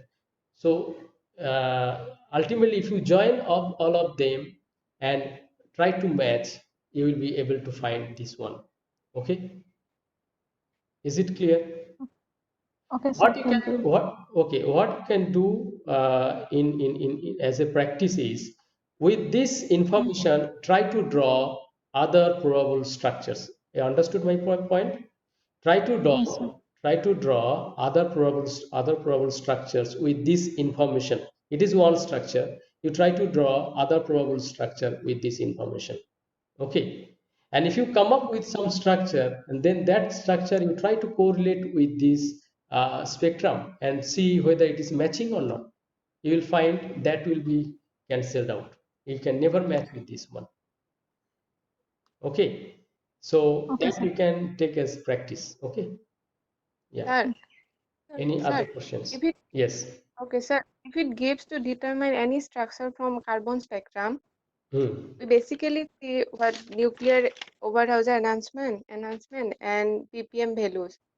Yeah, Okay, sir, so that is there yes. any other things we have to see for determining structure from carbon only spectrum only? only carbon spectrum. Okay, if your formula is given, first you try to connect, try to know what is your double bond equivalence. This is your first job. Okay, Okay. second job is point out what are the carbons given, what are their positions. Okay, Mm. what are their position, that is you point out, and then you look at the peak. Okay, look at the peak height, so that is I'm telling as nuclear Overhauser effect, so then that you consider. Okay, generally if your molecule is very simple, you will be given only one spectrum, because some molecule you can just look at 13C and tell, okay, this is the molecule, it's very easy. But there are molecules you cannot predict with only one spectrum. Even this 13C and proton NMR cannot help. Okay, you may need to take the help of other spectral information, like you may need to have the IR also, you may need to have the absorbance like UV spectrum also. Okay, so generally the less information is given means you have to think your structure is more easier. Okay, Yes. so only one, you see, simple 13C it is given means you have to think it is some, the structure is very easy.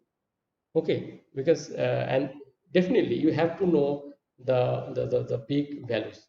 Okay, like tentative you should know.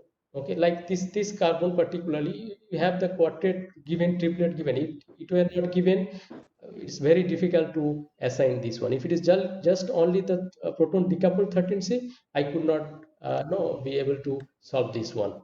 It will be very very tough, because this CH2 I'll not be able to tell. I can tell, okay, this is maybe the alkyne, okay, alkene system, unsaturation. But how many proton is here is very difficult, because the peak height is very high than this methyl. Okay, Yes. so it will be misleading to me. So in that case, you have to know what is the proton decoupled, off resonance proton decoupled spectrum. So obviously, whenever the question is given, you see what are the informations given there. That is more important. So based on the informations, you can predict. Yeah. Yes, sir. Sir, Yes. sir, how to check NOE effect? Okay. NOE effect, that has a separate discussion. Okay. Just for the time being, for your case, you just remember, if you have the carbon with more hydrogen, it will, the peak generally gets more longer than CH2. Okay, like CH3 will be more longer than CH2, and then CH2 will be more longer than CH, and CH will be more longer than only carbon. There is no hydrogen. Okay, for the time being, you just remember that one. Okay, in your next semester, Okay, sir. we have a separate discussions. We have a separate topic on NOE. Okay, so we'll have more Sir, in case discussion of on that one. Yeah. sir, in case of this question number 4, Yes. this spectra is given, and Yes. for that information given, Yes. we need to check NOE or not? No, there you don't need to check NOE, because you have already given the spectra, which is off resonance decoupled spectra. Off resonance decoupled spectra means, you see at the top it is written quartet, quartet, triplet, singlet, singlet, right? This is 13C, but given these are the indications. So that means whenever it is given quartet, is no already. This is methyl, because this carbon is connected with 3 hydrogen, right? So yeah, so you don't need to think in this case NOE. NOE will be coming only for your, there is no mention of this proton directly, like off region. It is, if it is proton decoupled 13C, then you look at carefully what are the height of the peak, what is the position of the peak. Okay, so based on the height, you can think, okay, maybe this is the CH3 type. Okay, this is CH2 type. That case, you have to think that way. Okay. Sir, thank you, sir. Yeah. Any other questions?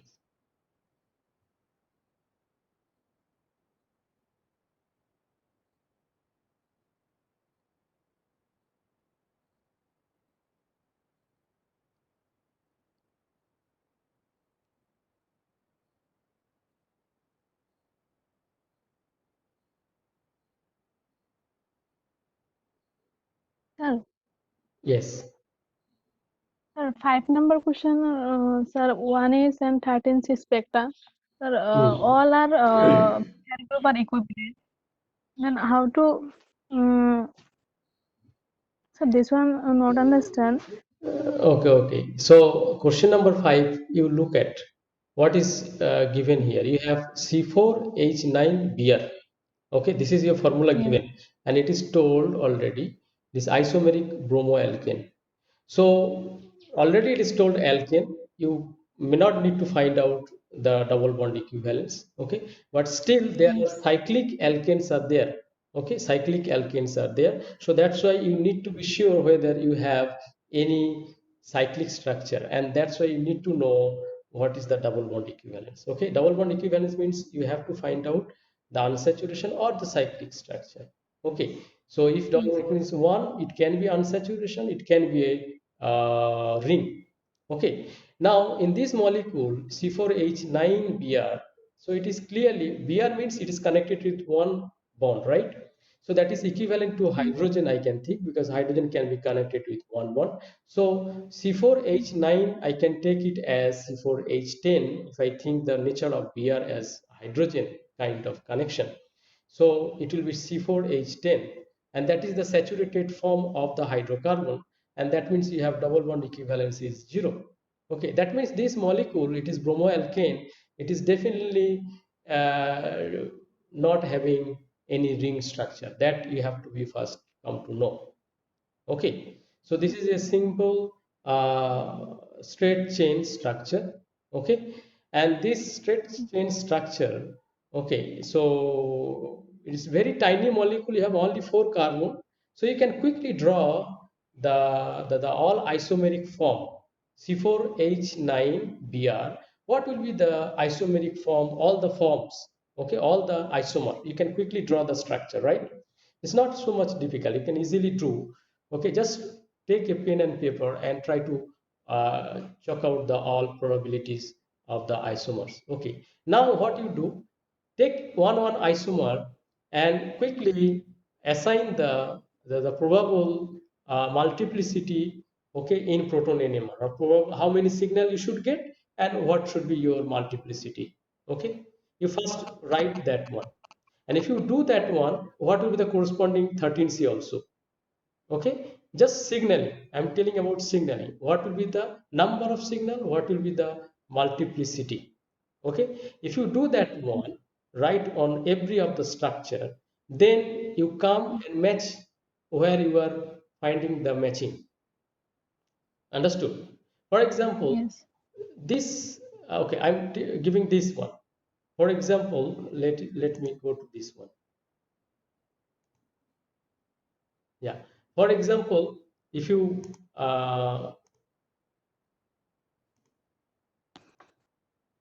take this molecule, okay, this molecule means how many carbon you have, different carbon. You have 1, 2, 3, 4. Okay, so you should be getting 4 signal, right? Now, what will be the proton? Proton you will have, this methyl will be doublet because you have a CH. So this is a doublet. You have this methyl, this CH hydrogen will be multiplied because you have CH3 here, you have CH2 here. So you have a multiplet here. This with CH2 will be again multiplied because you have CH3 here, you have CH here. So this will be multiplied again, and this CH3 will be triplet because we have CH2 here. So that's why I've written triplet, multiplet, multiplet, doublet, right? And you can arrange the signal, okay, which one will be more chemical shift of and which one will be of less chemical shift. So this multiplet is directly this hydrogen, okay, carbon is connected with bromine, so this will be definitely more shielded, so have maximum value. Okay, so CH will be maximum, and then you have CH2, and then you have CH3 this one, and then you have CH3 this one. Okay, so this way you can arrange first, and then you look at the spectrum. Okay, even you can write the what will be the number of hydrogen for proton NMR. This is CH3, so you have write CH3. This is CH, so you write CH, 1 hydrogen. This is CH2, so you have 2 hydrogen. This is 3 hydrogen. Now look at the spectrum. So this is 1 hydrogen, this is 2 hydrogen, this is 3 hydrogen, this is 3 hydrogen. Okay, and this is triplet, this is doublet, this is multiplet, this is multiplet, which is matching with this order as well as this splitting pattern. Okay, with the number of hydrogen is also matching. Understood? And you quickly go through the 13C and see what is the number of carbon also, is it matching or not. If it is matching, then you think it should be correct, like this structure is for these two spectrums. Got it? So your job is first do the double bond equivalence calculation, then try to draw the probable structure, okay, and then you assign the proton NMR signaling, okay, what will be how many number of signal will be there, what will be the nature of the signals, and how the chemical shift will be according to the signals, which one will be highest chemical shift, which one will be lowest chemical shift, and arrange accordingly. Okay. Yeah. Red color multiplet is, sir, this shielded. Yeah, because you have this bromine here, you have CH here, right? This is CH, Yes, sir. yes or no? This carbon is connected with carbon, carbon and bromine. You have another CH. So we are taking this hydrogen as the multiplet, right? This hydrogen is becoming Yes, multiplet sir. because this hydrogen is having nearby carbon with 3 hydrogen and nearby carbon with 2 hydrogen. So you have total 5 hydrogen. So you have a 5 plus 1 6, or you can have a quartet of triplet, triplet of quartet. So that nature can That be there. means So that means it will be a multiplet. Okay, and this higher is value of closest to bromine. So that means this will be more deshielded. yes. Your That yeah, means this ppm. yeah. That means a higher value of delta ppm. Yes, yes, higher value. See, there this higher value of delta ppm. This 4, right? Around Okay, 4. sir. Got it. Okay, sir. Thank you. Yes, sir. Okay. So Thank any you, sir. other question?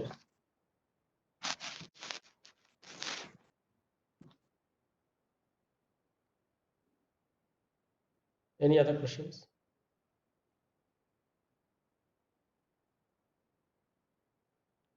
Okay, so if you have any doubt further, you just go through. I'll be sharing this video as well as the slide again.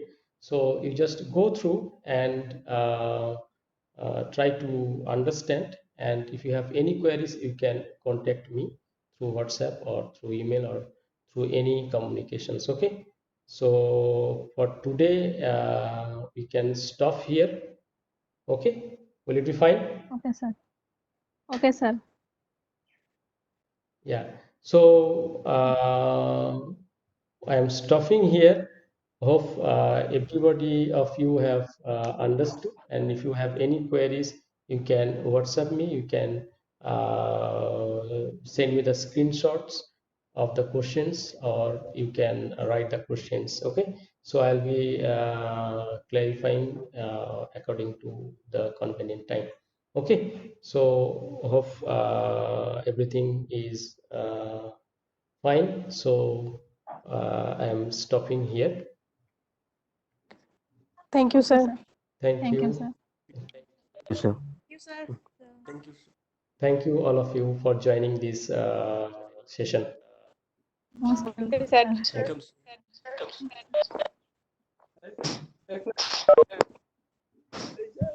Thank you, sir.